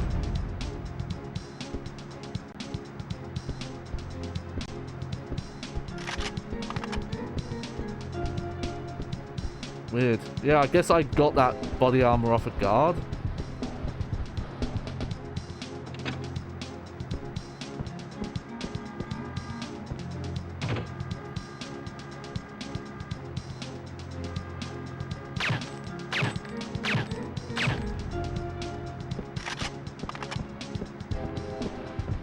I like how these cameras being blown up. That doesn't set off an alarm. Whoa. That's how I walk upstairs. I turn at a 45-degree angle and just go up.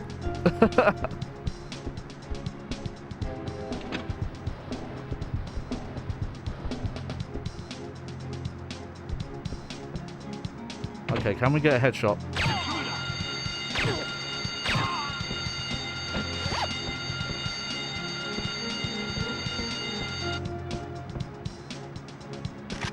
The fact that like killing any guard just like automatically sets off the alarm sucks.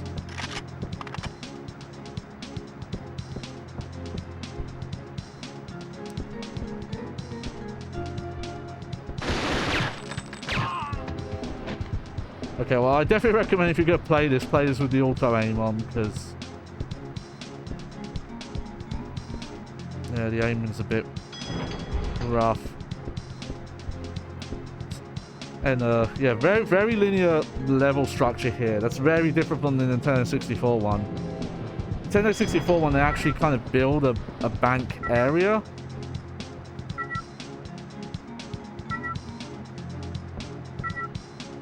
Oh, I got a new message. Lachaise's personal guards are heavily armored. Stay away from them. Alright.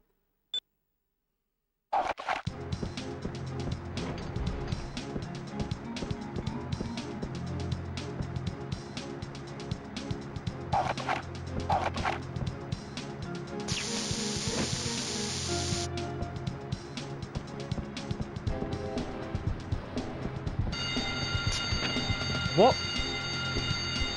Fuck's that game?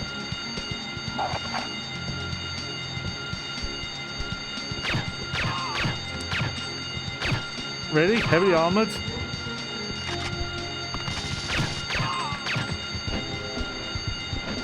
If you say so.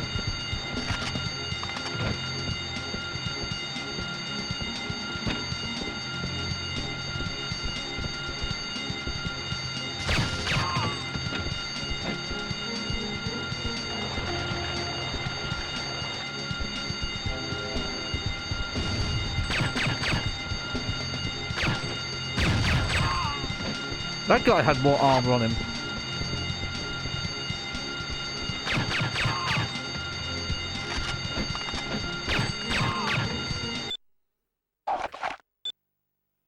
Oh, sorry if that's like way too loud. I'm probably gonna turn it down a bit actually. Just there we go. Okay, so why are those now in my inventory? But the guns weren't earlier.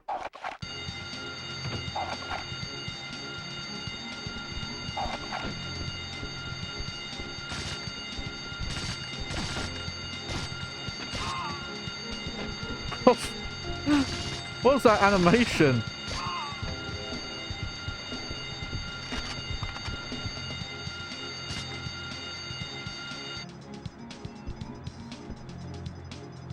Okay.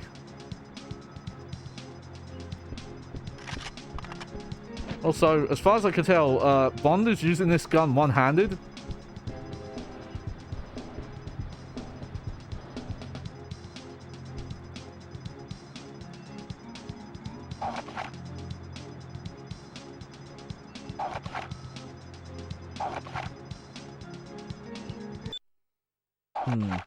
Alright, what are our objectives?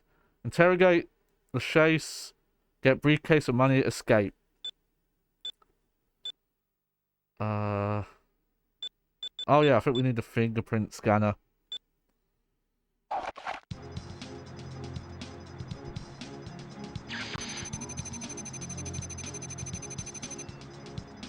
That's fun. Alright, and then...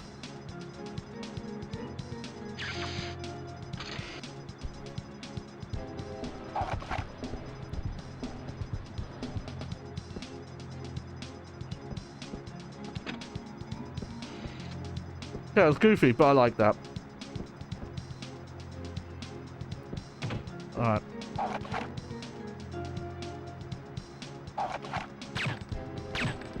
Alright, well... okay. Probably a bit too early to expect the game to actually destroy it, but... I don't know, I feel like some games from that era would.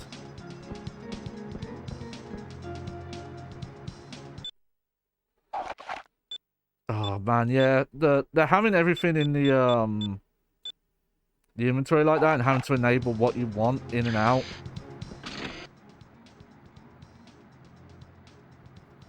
The report that Sir Robert King bought was stolen from an Granted, MI6 agent who was killed for it. That's how it was in GoldenEye, but the menus were a lot snappier. So that's why it worked there. The Nameless says... All right. But you'll have to protect I really feel like that is Pierce Brosnan. It's a really... Open up. It's a really good sound alike at the very least. Open up. Open up. Oh, are you kidding me? Oh no! Shit. Restart? Where's the restart point? If there's no checkpoint, which I bet there's not, we're done. It's just, it's so now, like, there are like way better first-person shooters on the PlayStation 1 by the time, yep. Nope, that's right at the start.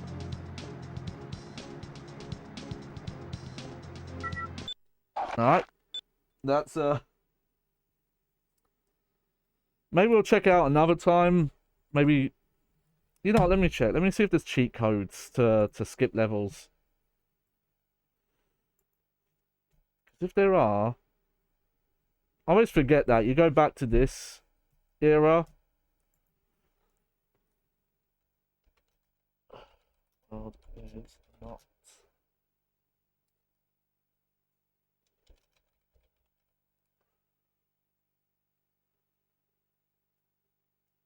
Wait, why is it listed as PS2? There is a PS2 version of The World Is Not Enough.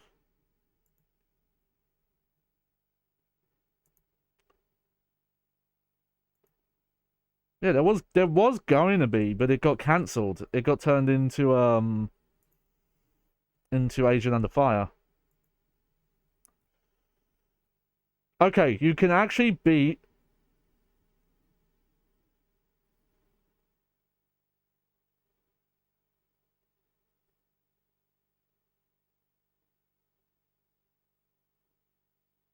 Oh, okay, those are N64.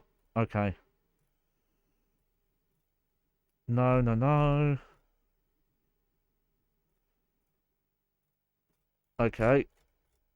Well, I have PlayStation picked, so I guess there are no level select codes.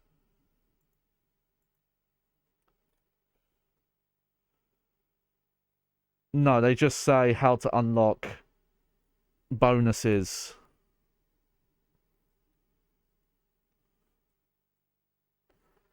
All right. Well, let's move on, shall we? Just it runs poorly.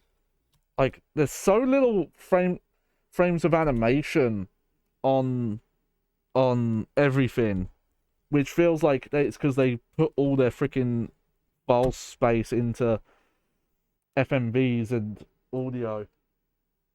Alright. So I think what we're going to do now. This might end up being a shorter stream, I'm not sure. We'll see. I'm trying to look at the ones I've got left.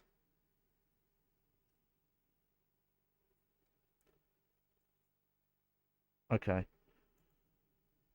So here we go. Here's our next game. This is Silent Bomber, which I think is a pretty obscure game. I don't hear people talk about it, really. It says Studio Free here. Ignore that. That's just the publisher. Because back in these days, like, anyone could publish a game, it felt like. It was weird. Wow, they, like, completely took it off. This is made by CyberConnect, who are still going as CyberConnect 2, but this was, like, their first proper game. Let's see. Does it have the...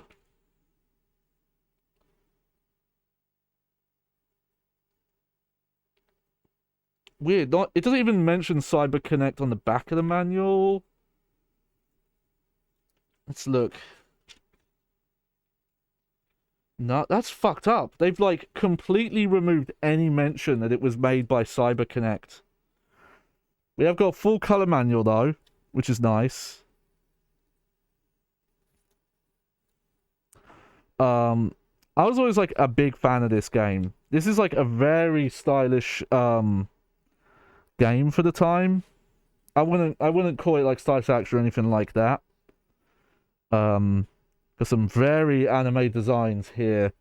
I have to look up who the artist is who did this stuff. So it does remind me of something. But this is one of the ones where for a very long time I didn't have it, so I used to just play the demo.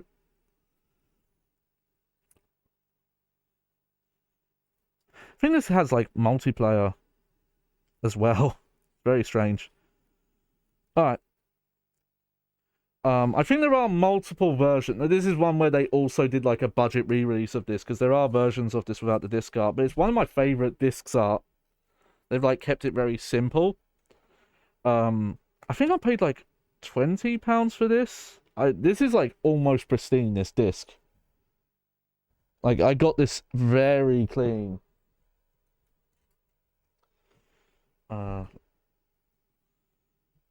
But, yeah, the Hopefully it does in-game, but the box art only mentions Studio 3. They're not the developers, they're the publisher. This is made by CyberConnect. It's not made by Studio 3. I do not know why their name's the one over it. Alright, let me swap to Silent Bomber.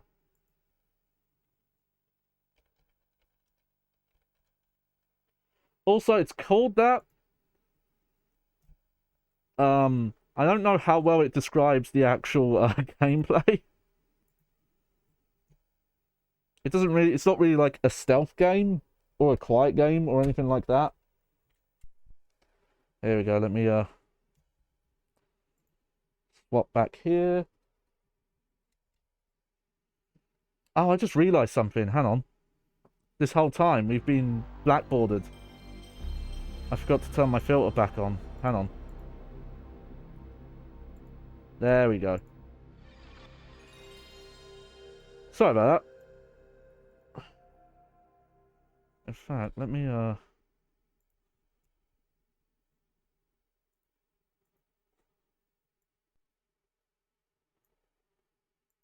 Whoop. There we go. Sorry, it's because last time I was streaming PlayStation 2, I was streaming a game that actually output in widescreen. Okay, so Bandai actually published this outside of Europe. There we go, there's CyberConnect. Why their logo isn't allowed to be on the box or the manual?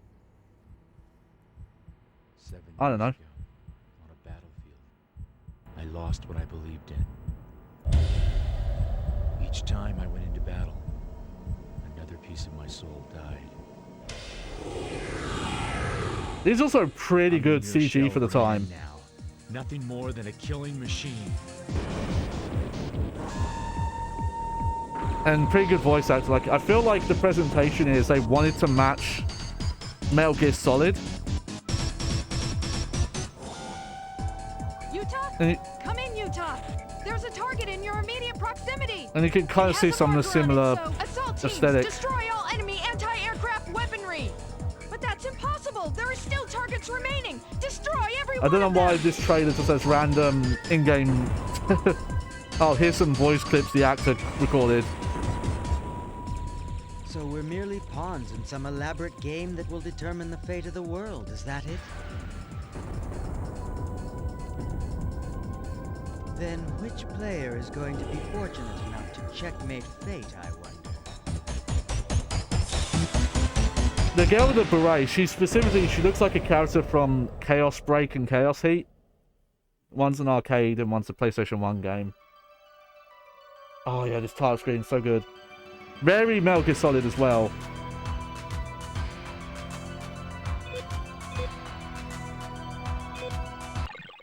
Alright, let's check the button config. Bomb set, explode, M liquid, jump, select. Yep, that's all good. Yep, we're in stereo. Okay. Vibration is on. Oh wow, we've got subtitles as well. I did get quite far in this game, but I never beat it. For some reason, I sold it as well. Also, I could be wrong, but I think the demo had a slightly different version of this song. But, let's go. So, funny enough, doing the tutorial is actually important because it's got, like, big story implication to it. Back then, the battlefield was all I knew. Oh, yeah, sorry about this. This is just, this cable doesn't like PAL. The voice that issued So orders it always cuts off the image. I could believe in. Because look, if I Utah, come in. This is Utah. I'm ready for my instructions. See? Very well. This will be your first There's not much I can do about that. Battle. Fulfill this mission and prove to me that your training has paid off. I'll give it everything I got. So this is our character younger. So yeah, we've got analog control. First, remove any obstacles that stand in the way of the squads coming up behind you. Then, plant a bomb on the marked area.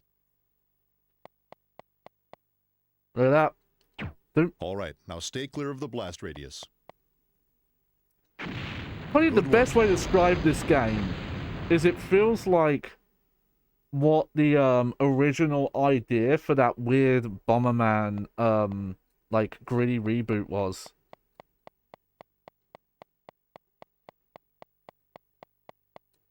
Weirdly, they're not letting me blow. This time you'll use a stack to blow it up. Stack? A technique employing multiple explosives to increase the blast. Stack? When you set it, hit the button twice. Silent bomber. Then put some distance between you and the bombs. There. That'll do it.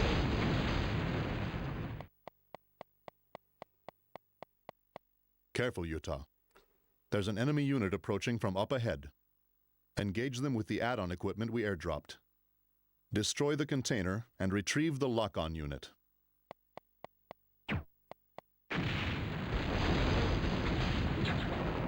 There we go. Enemy at close range.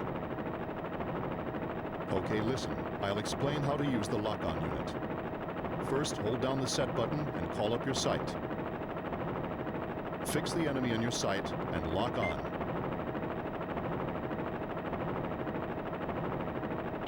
You just planted a bomb on the enemy. Hit the detonator button. Well done. There we go. Pick up the material dropped by the enemy. What you have there is a highly volatile liquid. Using this in conjunction with your bombs will result in more powerful and deadly explosions. Look at the window located to the side of your life gauge. Note that napalm is currently selected. Push the button and try using it. As well, having like this in-depth tutorial was rare. Like not all games would have stuff this in depth. When you've obtained various types of liquid, you can switch among them with most of the time you would button. have to rely on the manual to read stuff. Just don't forget that these are exhaustible items. There we go. I want to show this. You can blow up like a lot of random stuff, and I think once you get out the tutorial, there actually are important things. Eliminate this final obstacle on your own.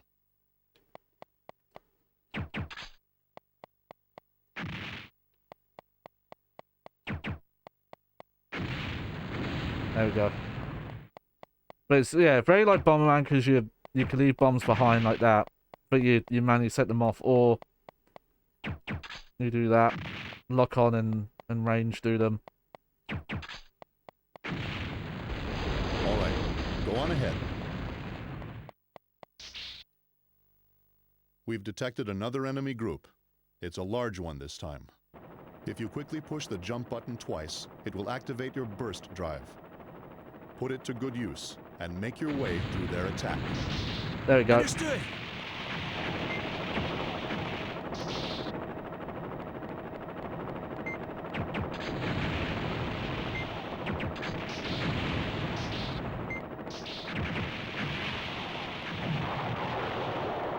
That's your like air dodge.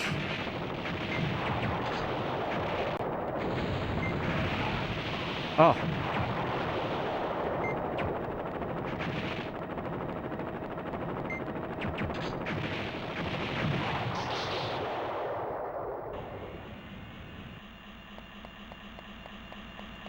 Also, there is a lot of music in this game, but for some reason the tutorial just doesn't have a lot.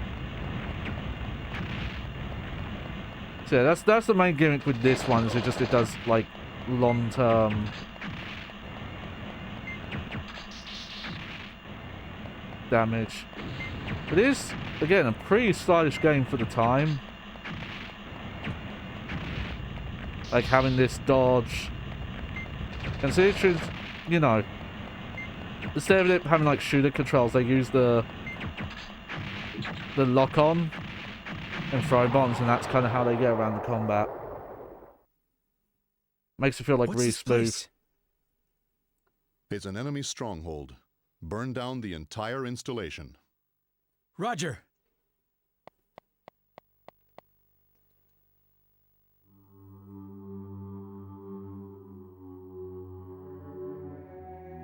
Oh yeah, I remember this. Because yeah, the demo was like this in the first level. Anime grunt. Yeah, kind of fucked up. Those are... But I thought there were soldiers in here. These people are civilians. Calm down, Utah. Just calm down, dude. Burn everything to the ground.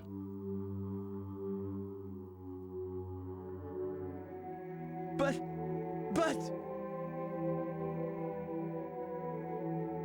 That's an order. Understood, sir. I don't know if this is the main voice for Yuta though, because once you get to like the present, he sounds completely different. So I think this guy only voiced him for the tutorial. But yeah.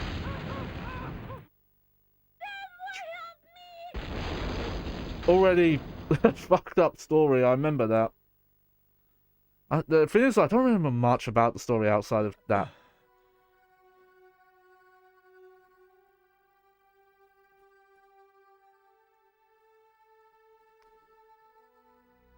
Look at you and your very long sideburns. I awakened from the same nightmare. 7 years have passed, yet I'm still torturing myself. Utah? Utah!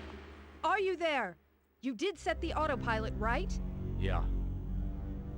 Then get down here to the lander. I try to forget the nightmare by continuing to fight, as I'm doing today.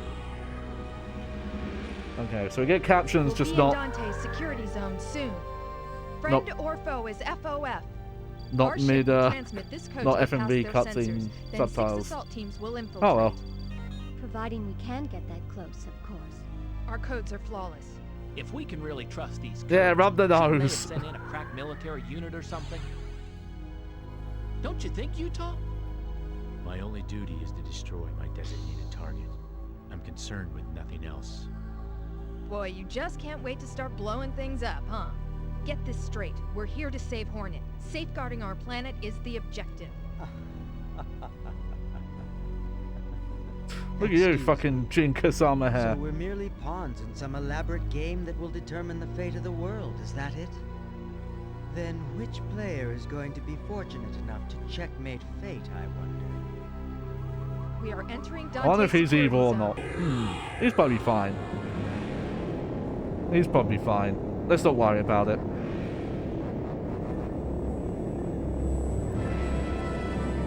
I think this was quite a late PlayStation 1 game as well. Like, it might have even been 2001. What's the copyright on this? Okay, no, 2000. Still, that's the year the PlayStation 2 came out.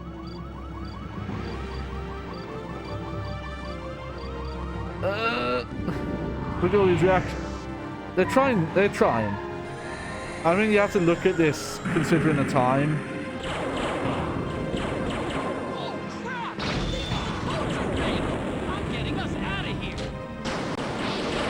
But considering, you know, they dubbed the game as well.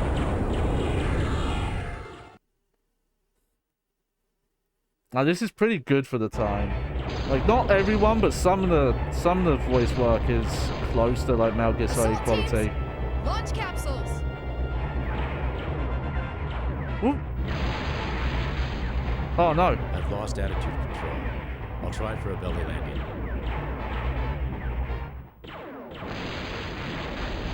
I know Utah's meant to kind of like sound cold in the patch though. That's part of his character. Utah!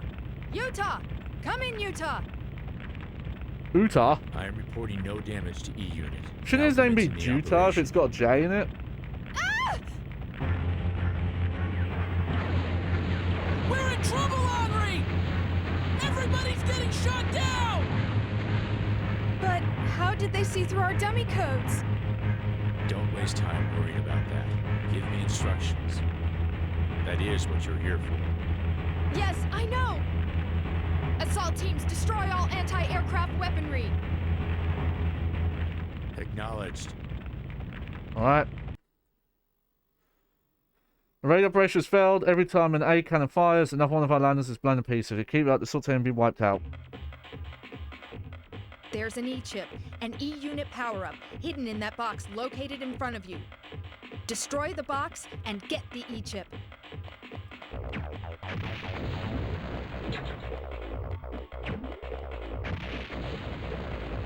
Oh man, these... Now that I noticed it, those look like the fucking,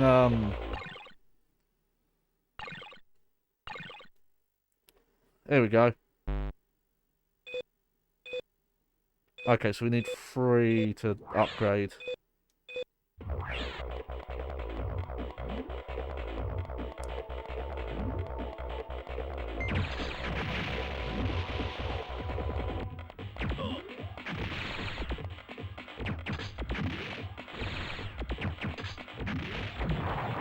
There we go. I remember these little respawners.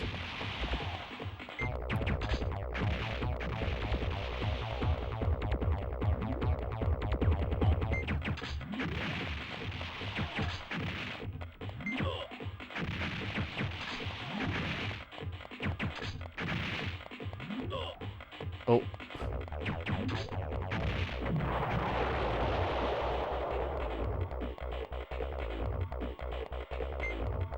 The beam gate has generators on either side. Destroy them. The voice is like weirdly high quality. Like Metal Gear Solid 1 uses like lower quality voice samples. There are targets nearby. The target ought to be designated with a marker. The 3rd platoon's lander is heavily damaged. Damn it, talk about bad luck. Machino, quit complaining. The 6th platoon is gone! How can this be happening? Tim, stop your whining. Stop whining. But we won't last that long at this rate! John!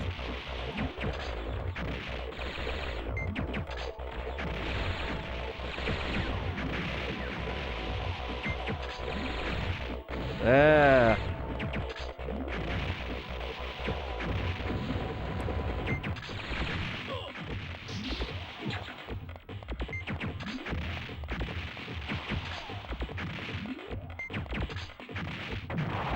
There we go.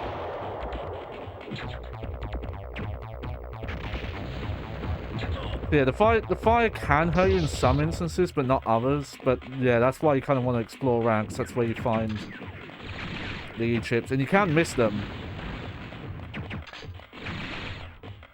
So you can go through the game like with less upgrades if you don't go for them.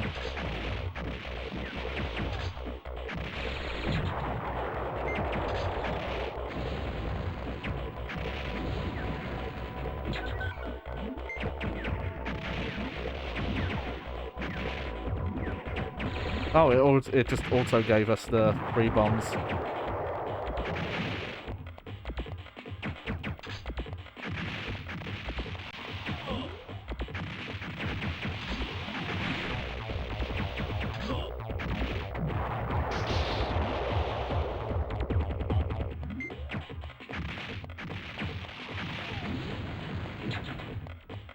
There you go, that's all our bomb types.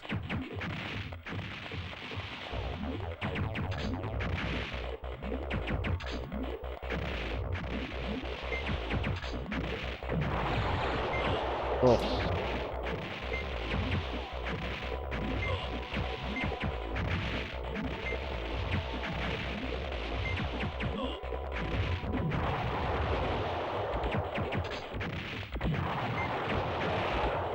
Oh no, it blew itself up there.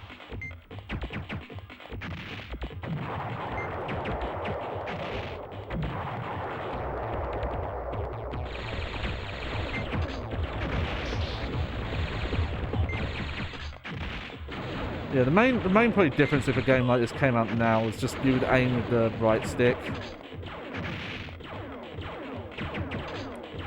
So yeah, so the main benefit of stacking bombs is you can make a row, but if you stack them, the circle part of the bomb, that's like the bigger range, and it's more like damaged in one area.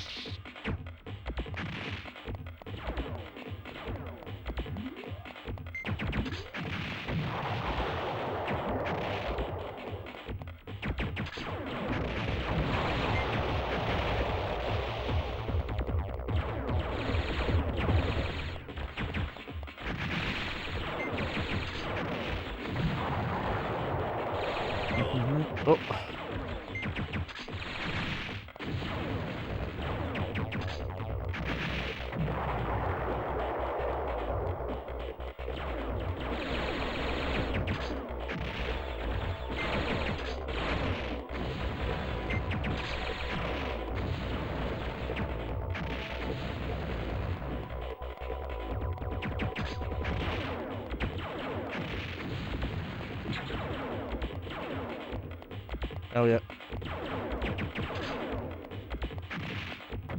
Looks like all the anti-aircraft weaponry in this area is out of commission. The area designated with a marker is the next place you should go. Follow the marker and proceed ahead.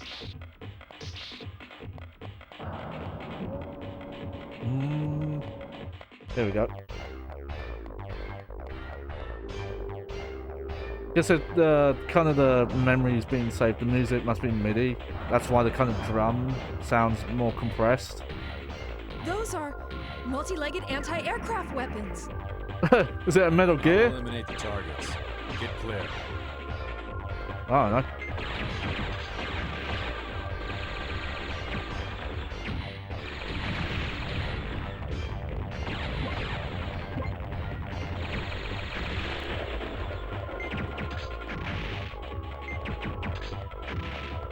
Yeah, that's the pro tip with this guy. Is the electric ones just strapped on him.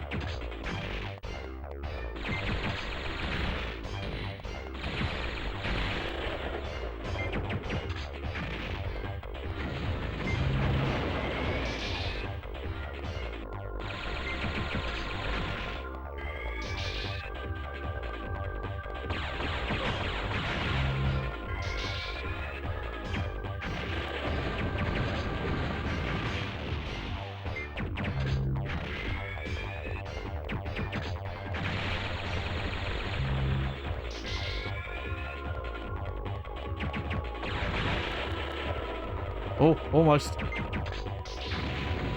Yeah, there we go. Yeah, this still just feels like really good to play. Target has been destroyed. I haven't been able to raise Benoit. Oh no! No. Benoit, get out of my fucking PlayStation 1 see. streams. At any God, that rate, name's let's so look for a cursed way now. in.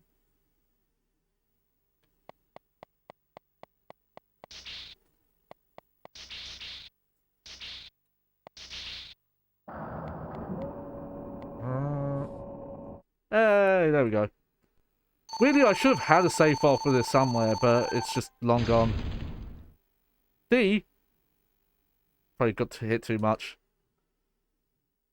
Or took too long. Let's just save. Why not?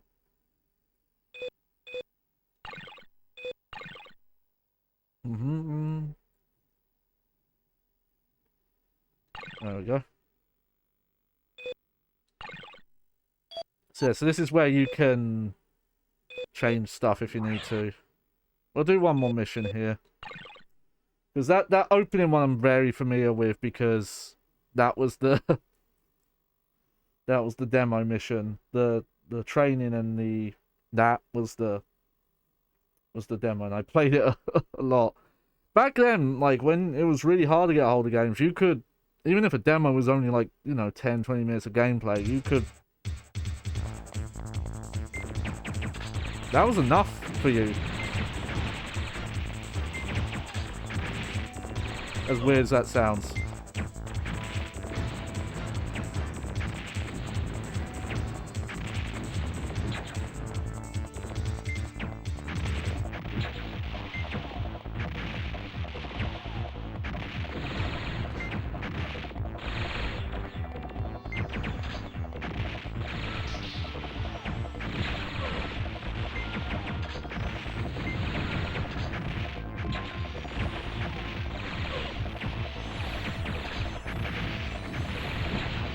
Oh, bait shit.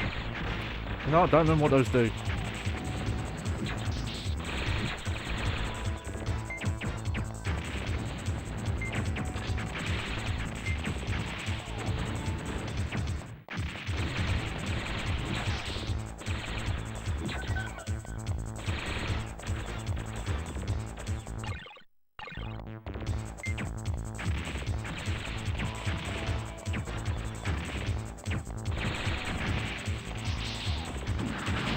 Oh, the only thing I kind of wish is there was a mini-map. Oh, forget Metal Gear, now we're in, I'll finish this guy off! Got the name of it suddenly.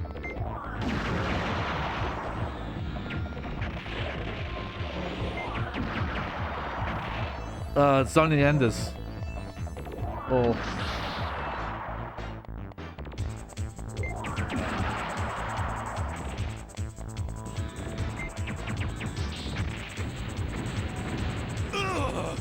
Oh yeah, good job, mate. You just signed your death warrant. You're dead. Count on it. Oh, I guess wasn't dead before then.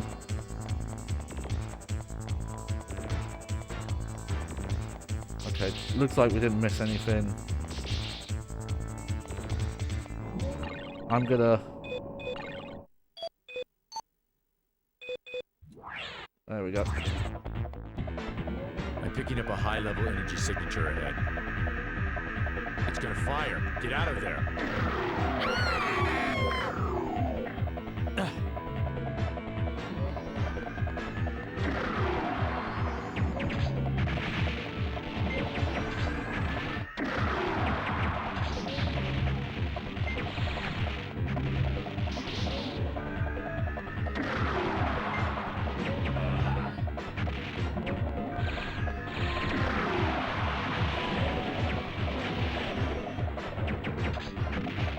So yeah, so the main thing with the special oh no.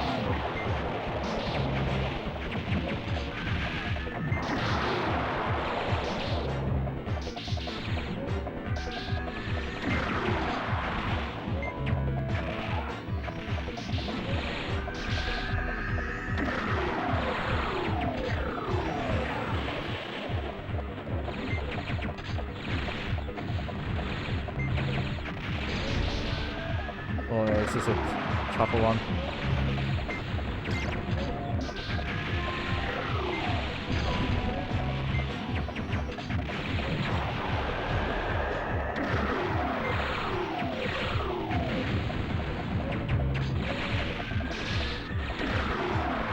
It's almost like a bullet hell shooter now.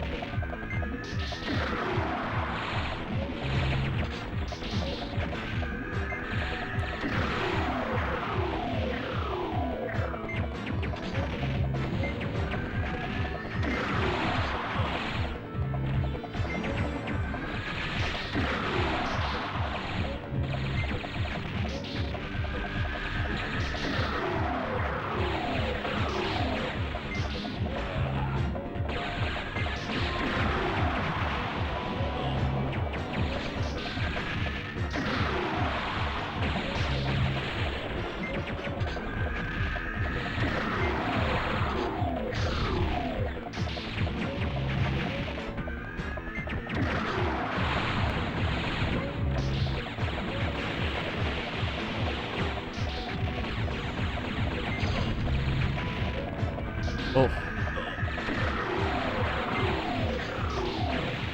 There we go. That's a cool fight. Lieutenant, come in.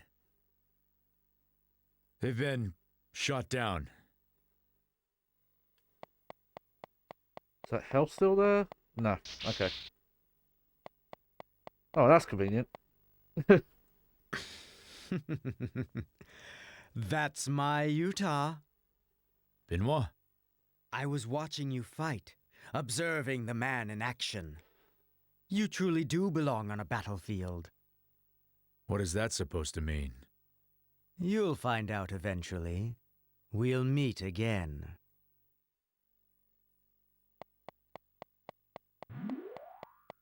All right.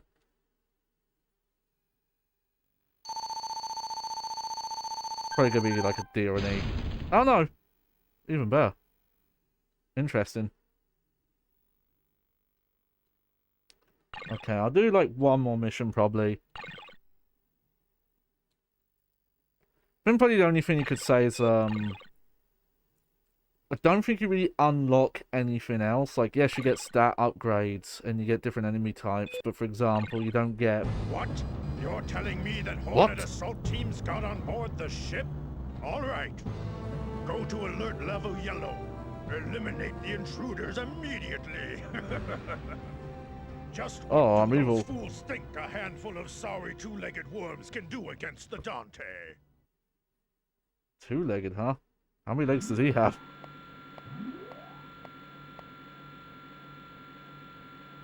Come in, Utah! Do you read me? Utah!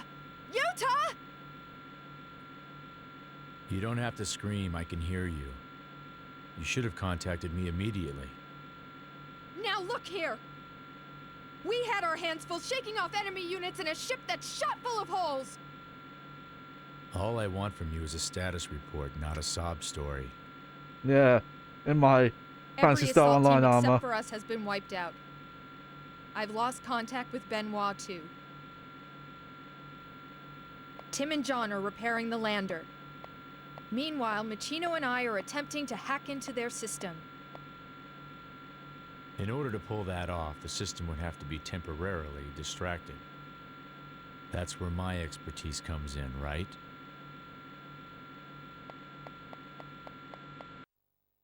All right.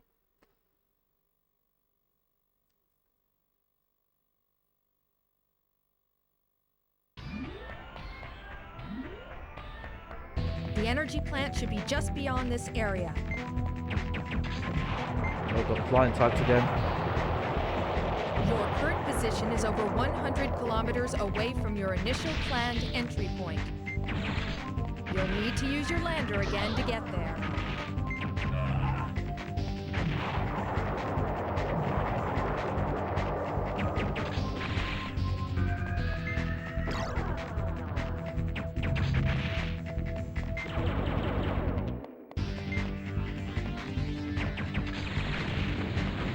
Oh. Oh no, okay, gotta be more careful there.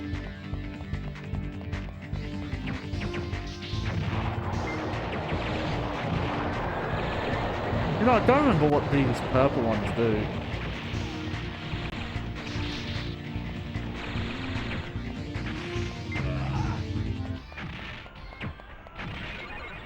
Oh, okay. No, no.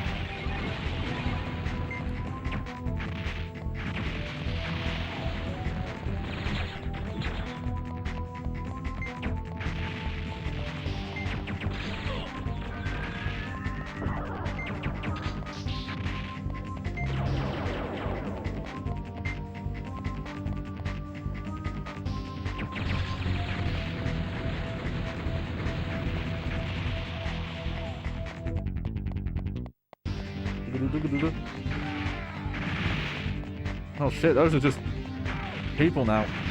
You know, despite the fact I know I've played the full version of this game, this part of the game I do not remember much at all. Take that.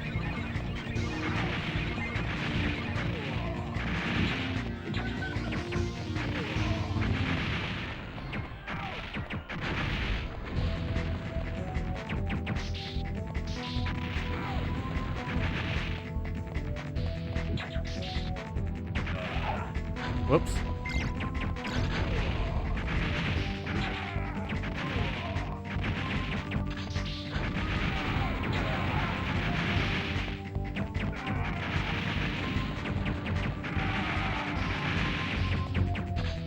Like, it's kind of like pseudo Star Trek. The only problem is it's not really depth.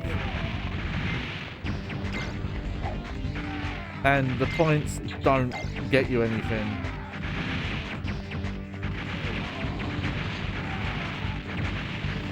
If the upgrade points, you know, if the points were tied to the upgrades, as opposed to finding the chips,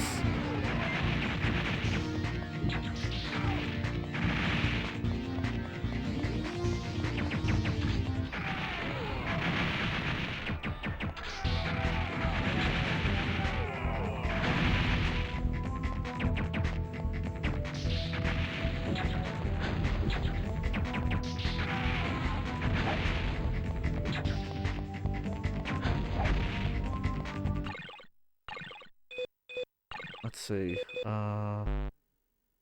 Okay, not yet. Okay, I'll wait until I get one more chip. Take out all energy condensers in this area. I'll begin hacking when the energy supply to the security system has stopped.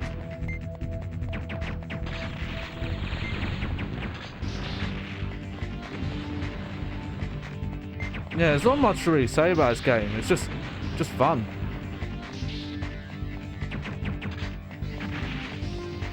Maybe there are more bomb types, I'm just misremembering, but from what I remember,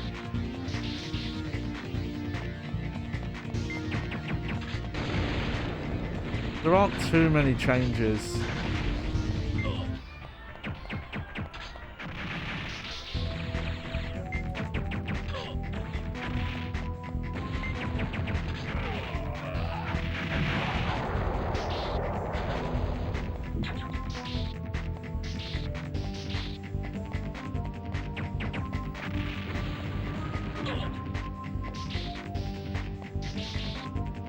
There we go.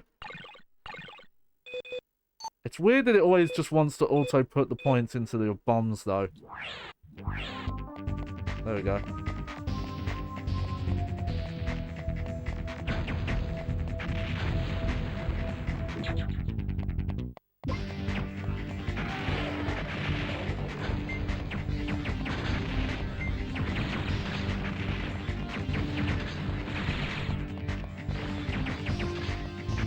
Maybe if there are unlocks tied to the points.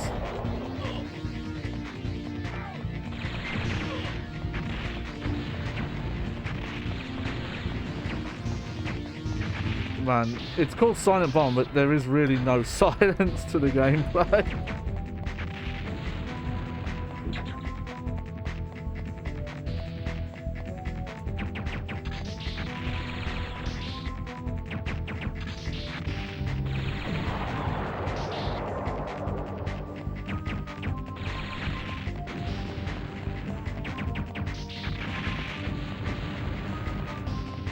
Also, like, just the frame rate in general is, like, pretty stable. Doesn't really drop despite all the craziness happening. Search for a route that will get you up there.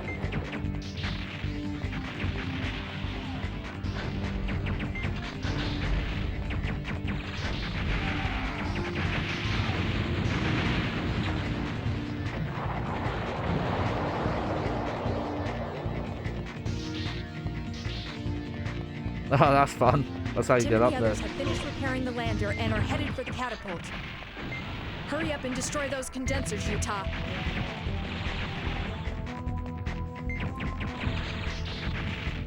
Oh. You don't really...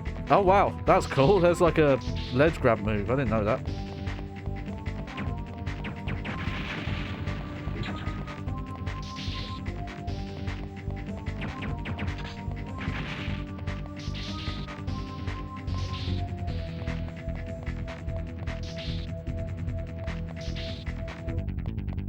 Okay, I think that was just bonus stuff. What about up here?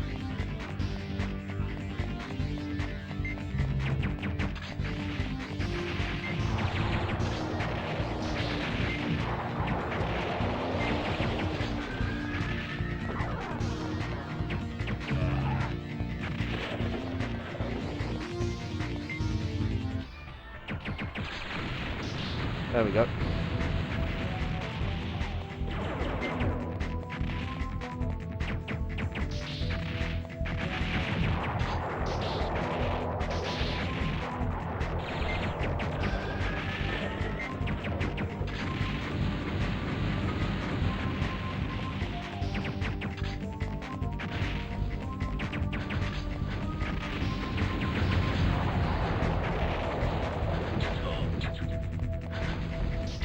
Yeah, it's weird when it's kind of hard to tell when the fire actually does hurt you or not.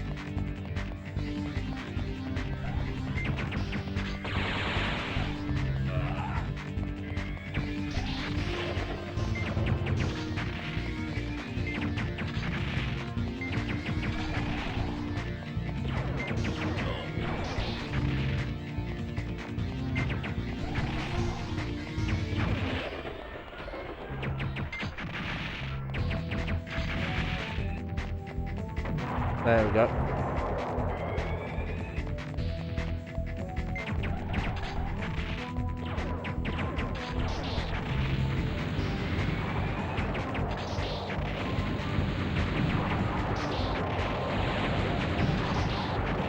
There's just so much silent bombing going on. But it is an interesting gimmick. It really does feel like someone just wanted to make like a action Bomberman game and couldn't get the license and just did their own thing.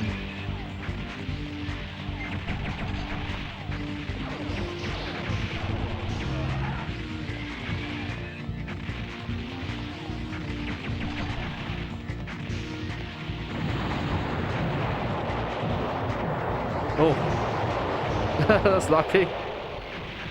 Lucky we weren't on there.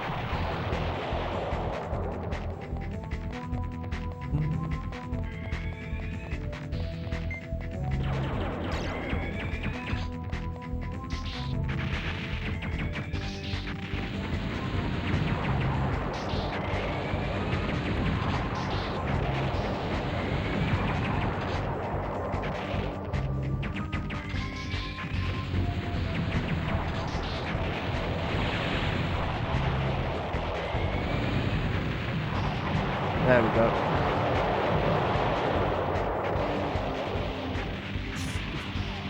Sorry if this is too loud. I might actually need to turn it down.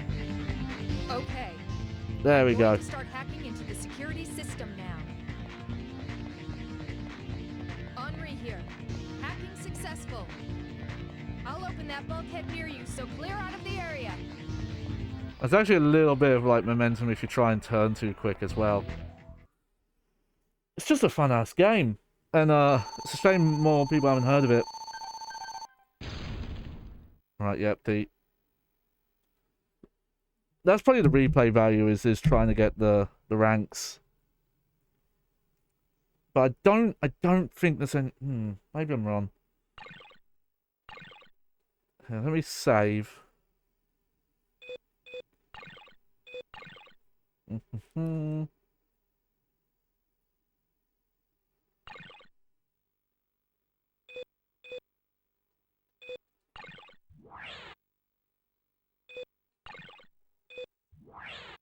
How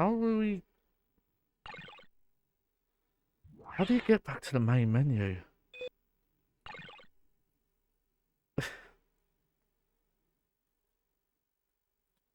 No, okay.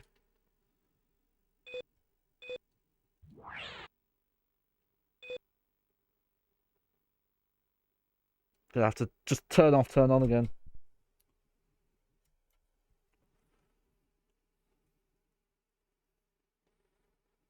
Because the reset sometimes messes with my converter cable, so.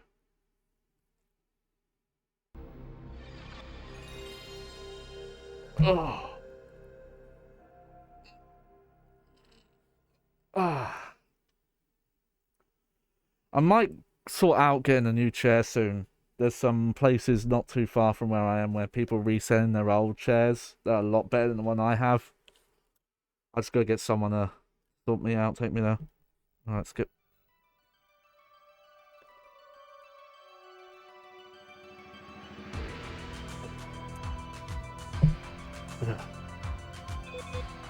So what is the VR arena?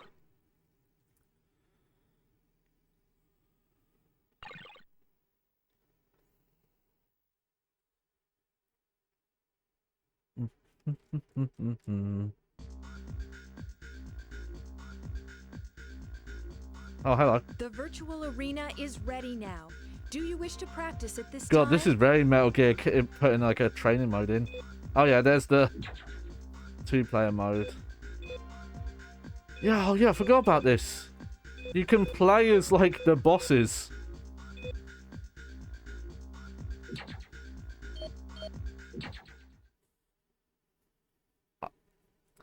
So it's not the training mode I thought.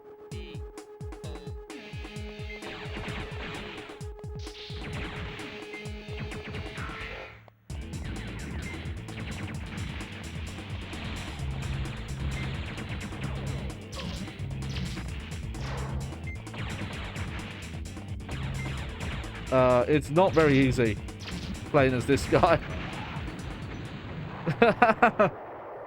Also, I think he's fully upgraded there. He's got like the full bomb count and stuff.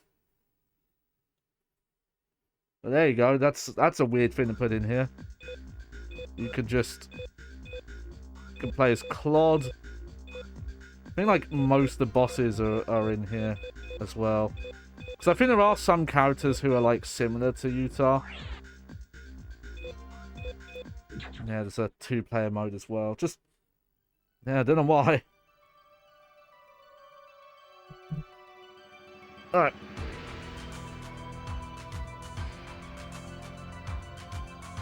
Okay. You know, I'll check out one more game. We'll do something quick here. And, we'll look at Bust a Move 2. Here we go. As I showed, I have this version. And the, Careful. There we go. And the Platinum version. But here we go. We've got actual... I'm pretty sure the only real difference between the acclaim range and non-acclaim range version is just the box art. Because they actually kept, like, the disc art here. We've got a very beefy manual. Oh, Alien Trilogy. I don't remember if that's one of the ones that's good or not. It's because we've got loads of languages. Because straight up, this is a very simple version. On a battlefield, I lost what I believed in. But, oh shit, we've got an advert for PlayStation 2 games. Check this out. What we got? I'm the mere shell of a man now. We have Fur Fighters. I do not remember this game. Shadow Man 2, which I hear is like a really bad sequel, but I've never played it. Oh shit, 18-wheeler. Whatever, Acclaim, you didn't even fucking make that game. That's Sega. My friend Jebediah, he played that on stream. Wait, Zombie Revenge? Did Zombie... You know what? Hold on. That's gonna distract me. I don't think Zombie Revenge came out on PlayStation 2.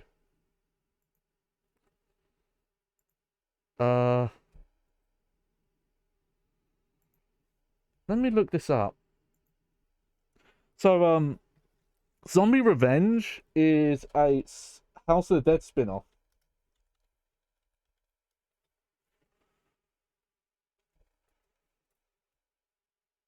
Okay, let's look. Yeah, it never got a PlayStation 2 port. So it was in the works and must have got cancelled. Yeah, the Monster Arcade hit Zombie Revenge has invaded PlayStation 2 with more action-packed gameplay. This never came out.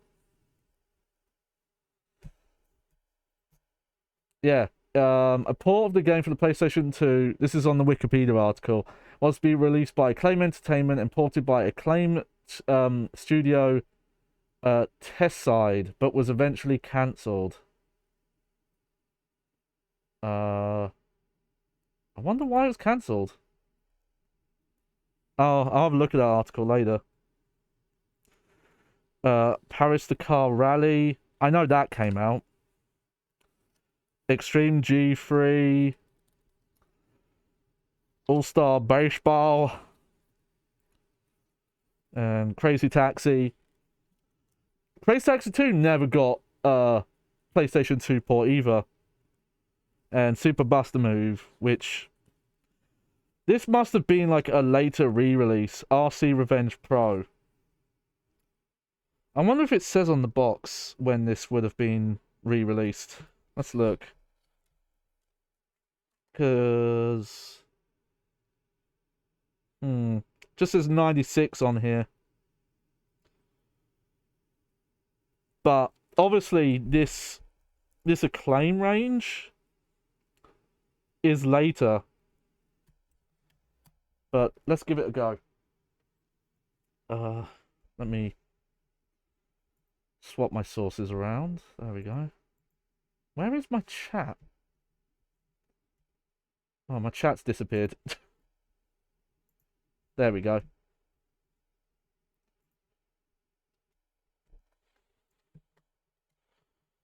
We'll put Silent Bomber back. I was always curious if I was going to do like a full playthrough of that on stream. And I think it's like a fun game to play, but outside of watching someone maybe like speed run it or get all A ranks, because you don't really unlock any new mechanics. That's probably the thing that holds this back. If you could unlock like new abilities and new bomb types as the game went on, as opposed to just upgrading the base stats, because yeah, but that would have made it probably stand out better. But yeah, so this is the platinum version, and it mentions this 98 on it, but this acclaimed range must have been like a 2001 release. It's not mentioned. It seems like it was done pretty cheap because they didn't change the back of the box, they only changed the front. But yeah, here we go. Buster Move 2. I want to get a hold of Buster Move 4. That's the one that the family had back in the day and was like very feature rich. It had like multiple characters, really good music. Buster Move 2 is fun, as you'll see here, but it's pretty much just the arcade game. Buster Move 2.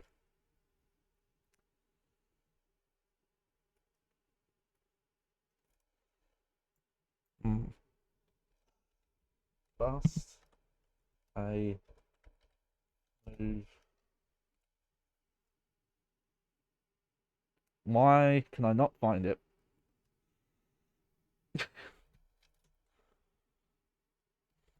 What does... Yeah.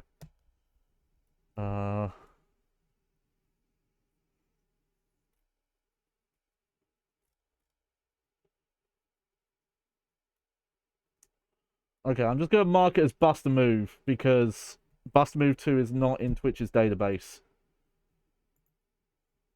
But, here, let's get to it. I do love finding these old things in these games, though. They have this little booklet showing all their upcoming games. Yeah, the copyright on this is 2001. So this re-release must have been a 2001 re-release.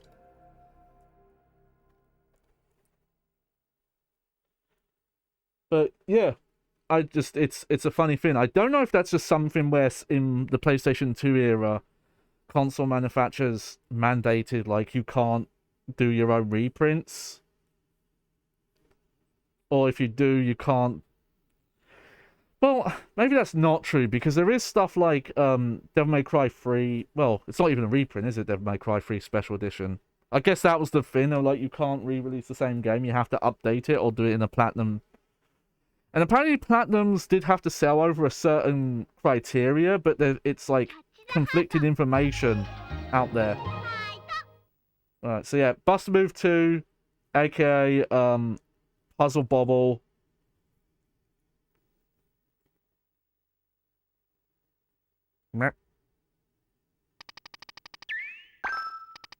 But if you've never seen Buster Move, this is what it is. It's a puzzle game. You shoot these coloured shots and they break bubbles. But yeah, it says arcade because again, this is... What do we have in options? Okay, we've got game level normal, credits, match point. Cool. I will say, I'm only okay at Buster Move if they show you the line where you're aiming. And I think you might have to play in easy mode for that to be on the whole time. We'll see. So what's it? Yeah, there's not much added to this version. For what I remember, some of the later Buster Move re-releases is where they really change stuff.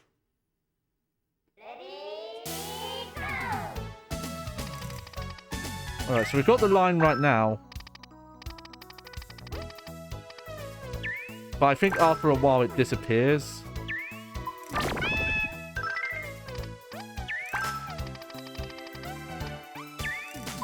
So yeah, so as long as you connect, you know, the color to color, it will pop. And any that get knocked down is what you want to get rid of. Like, simple puzzle game. See that they've already got rid of my line. And I've already fucked up.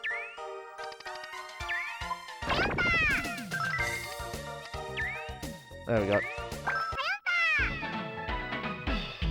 So I believe this is what the arcade mode would be. The arcade mode is either the,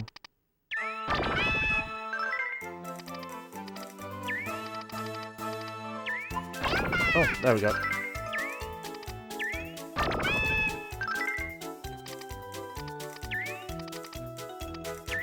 You either did this or you did, like, the CPU matches. There we go. I'll turn this down a bit. This is a lot louder.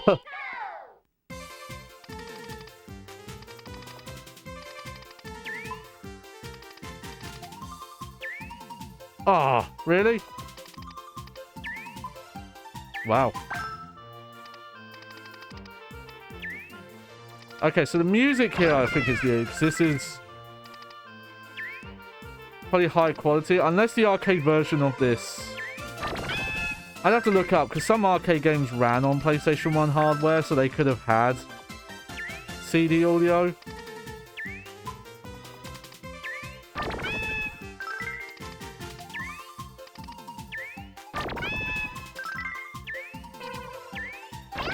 There we go. Yeah, I'm okay, but you'll see me fuck up quite a bit with the manual aim, not having the line.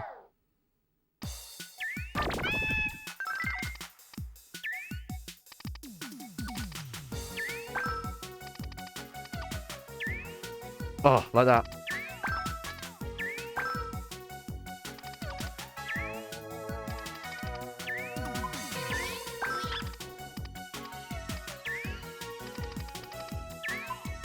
Oh, nice.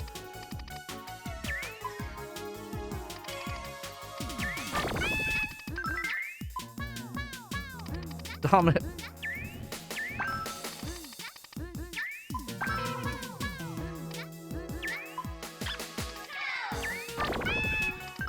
Okay, not too bad.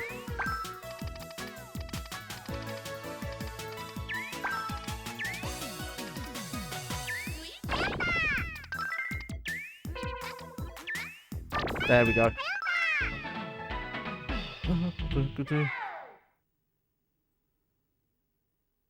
Time bonus is nothing. Alright. Let's try D. I think this is just picking your difficulty. Like, these are set. It's almost like Outrun in that way. But, you know.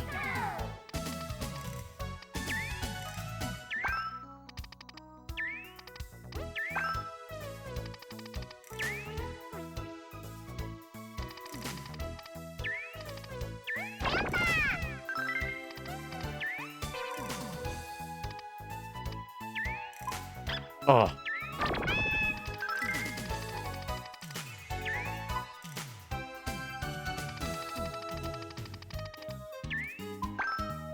Cool. No. No.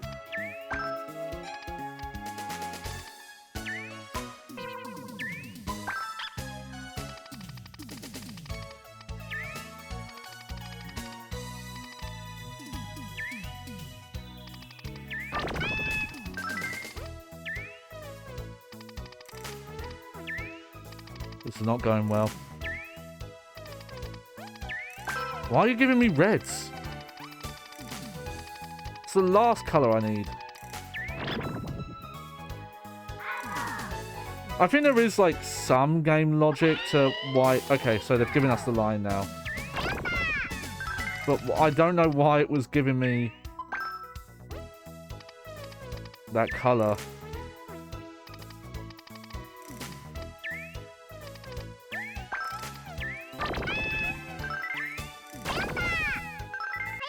Yeah, if you're lucky, just get the white there really quick. It's a lot easier. Weird one.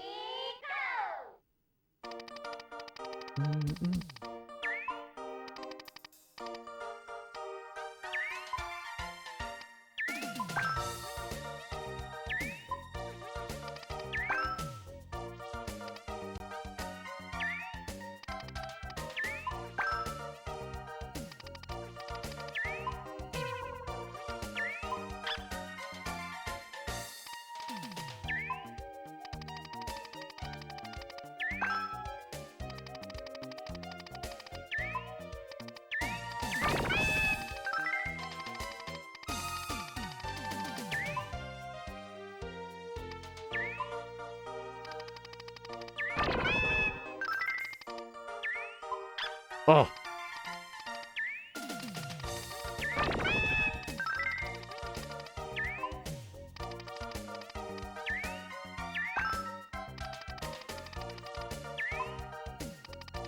Black. Oh.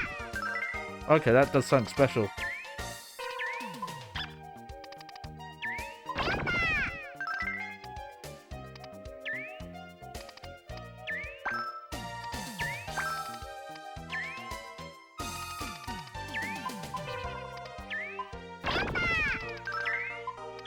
There we go.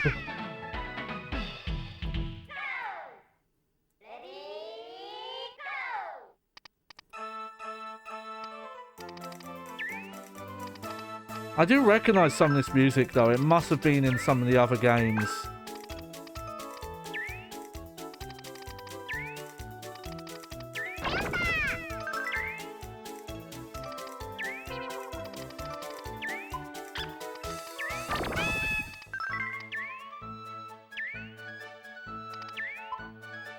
What? Why are you giving me these colors?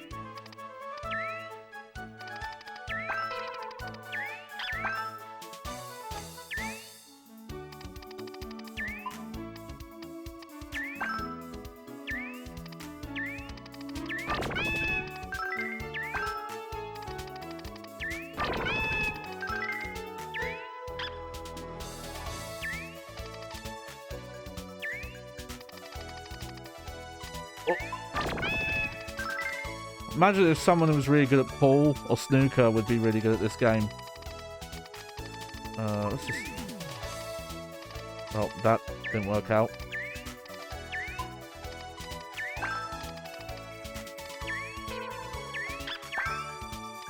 Why are you giving me orange? Stop giving me orange. Okay, well that worked out, but...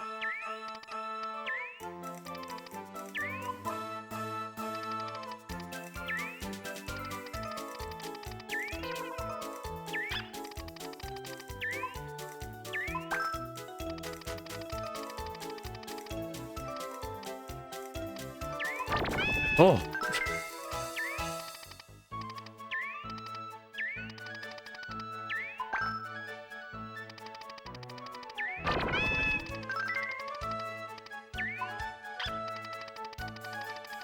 Oh, little guy. I'm worried too.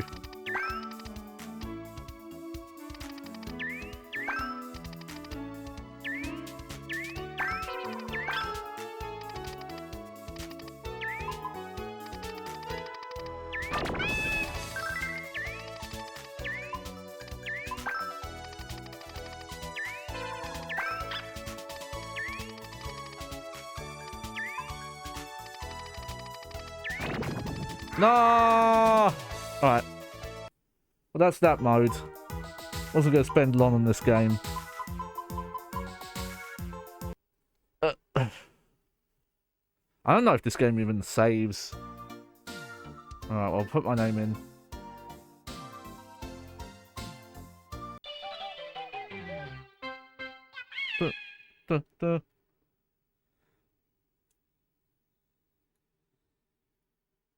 No, I don't think it does. It doesn't even save your high scores.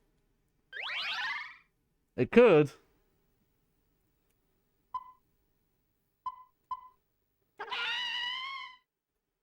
So there's that mode, and then, yeah, there's the PvP. I don't know why there's this chicken. That's the move 4 I remember really liking because it had a lot. You actually could pick characters and they had their own little animations for cranking the mechanism. Okay, yeah, so this is like a arcade gauntlet here where you go through different characters. But in the later ones you can actually play as these.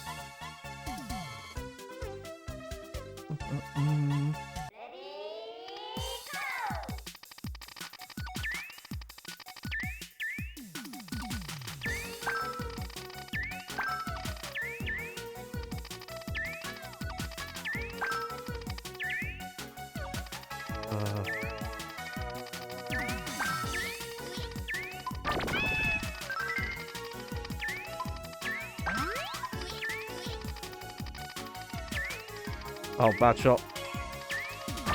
Oh, good shot. Bad shot.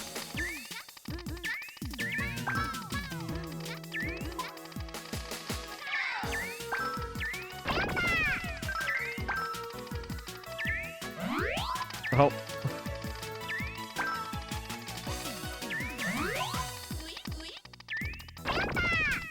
Because if you have the line, you would never really mess up, so maybe that's why it's not on by default.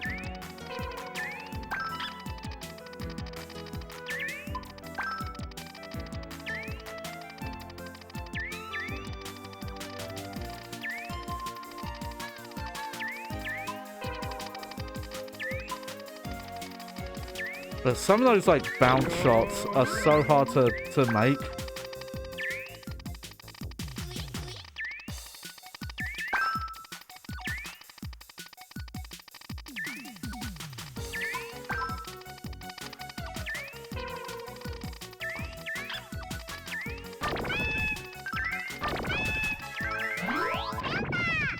Hey, look at that.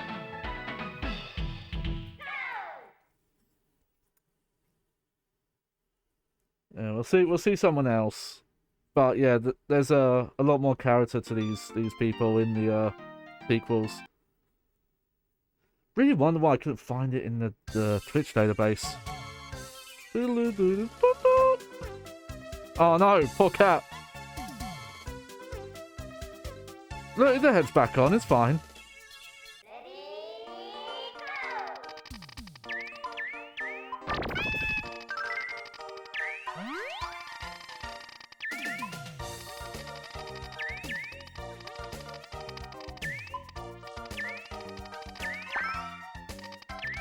Oh.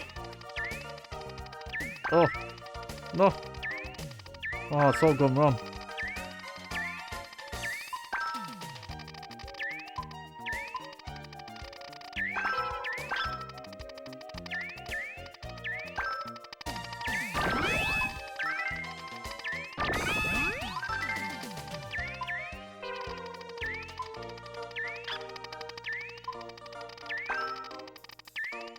Oh. No. God, I'm so bad at those bank shots.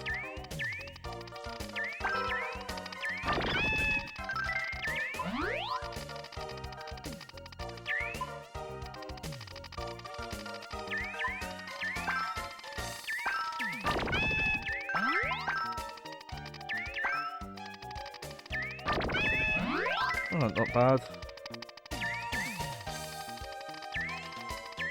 Bad. There we go. I notice if you just play quick enough, but not so quick you're going to mess stuff up, that usually helps. The AI is quite slow. Against an actual person, though.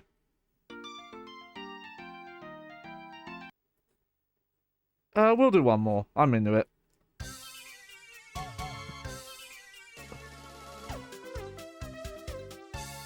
Oh, he's into a...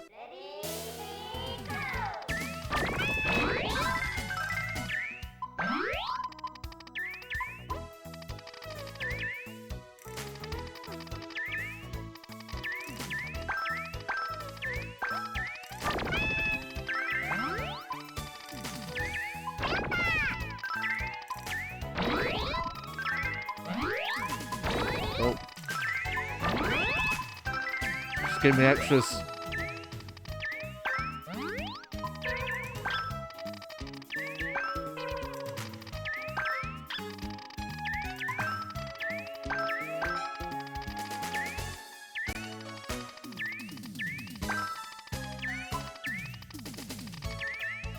Why am I getting a green?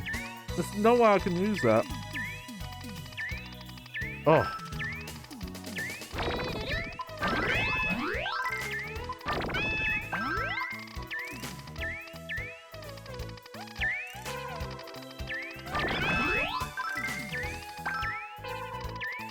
Oh.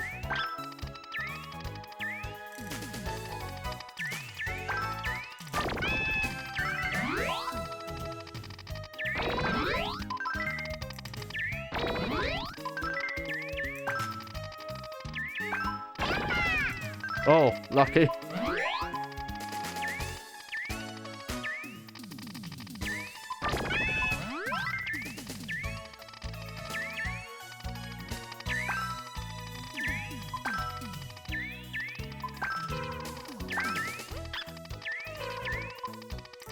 Yeah, this is actually harder one now.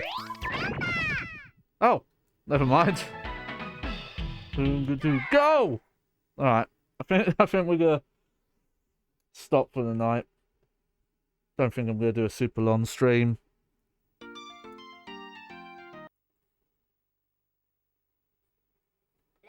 Because yeah, not much going on here, just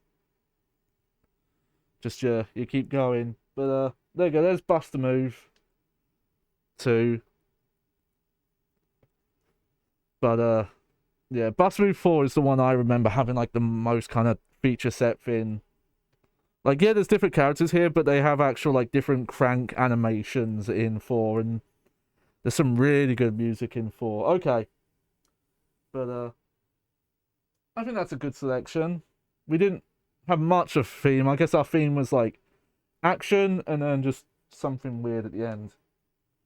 But, you know, we've got plenty more. The games I didn't get to. I have a Harvest Moon game. I have that Mickey Mouse port. Power Shovel. I have Rayman 2 that I don't remember if Rayman 2 works because I've just got the disc. I have a Final Fantasy night planned as well. Probably multiple Final Fantasy nights. The only thing I need to get for that is a copy of Anthology, the PAL version, because it has 4 and 5. And that can be a bit on the... It's not super expensive. It's more just when you look at most PlayStation 1 games that are a lot cheaper than they were if you buy them new, whereas Final Fantasy Anthology, actually, you're paying about the same you would have brought back in the day, and potentially more if you're buying it like sealed or in mint quality, or from a seller that's just being a bit of a douche with the price. But there you go. But yeah, I'm getting things here. Thank you anyone for coming. Hope you enjoyed the show. Next stream will be Tuesday, and I want to do just some Monster Hunter. I want to get into Rise now that I own it. Not sure what else is going to be going on after that, though. I have to have a think. But that will definitely be happening Tuesday. No word on when the next random YouTube test stream will be. It depends if I have some time during the week. We'll see what's coming up. But I hope you enjoyed the show. It's your host, Johnny Baghead. And yeah, just take care. Have a good time. Bye.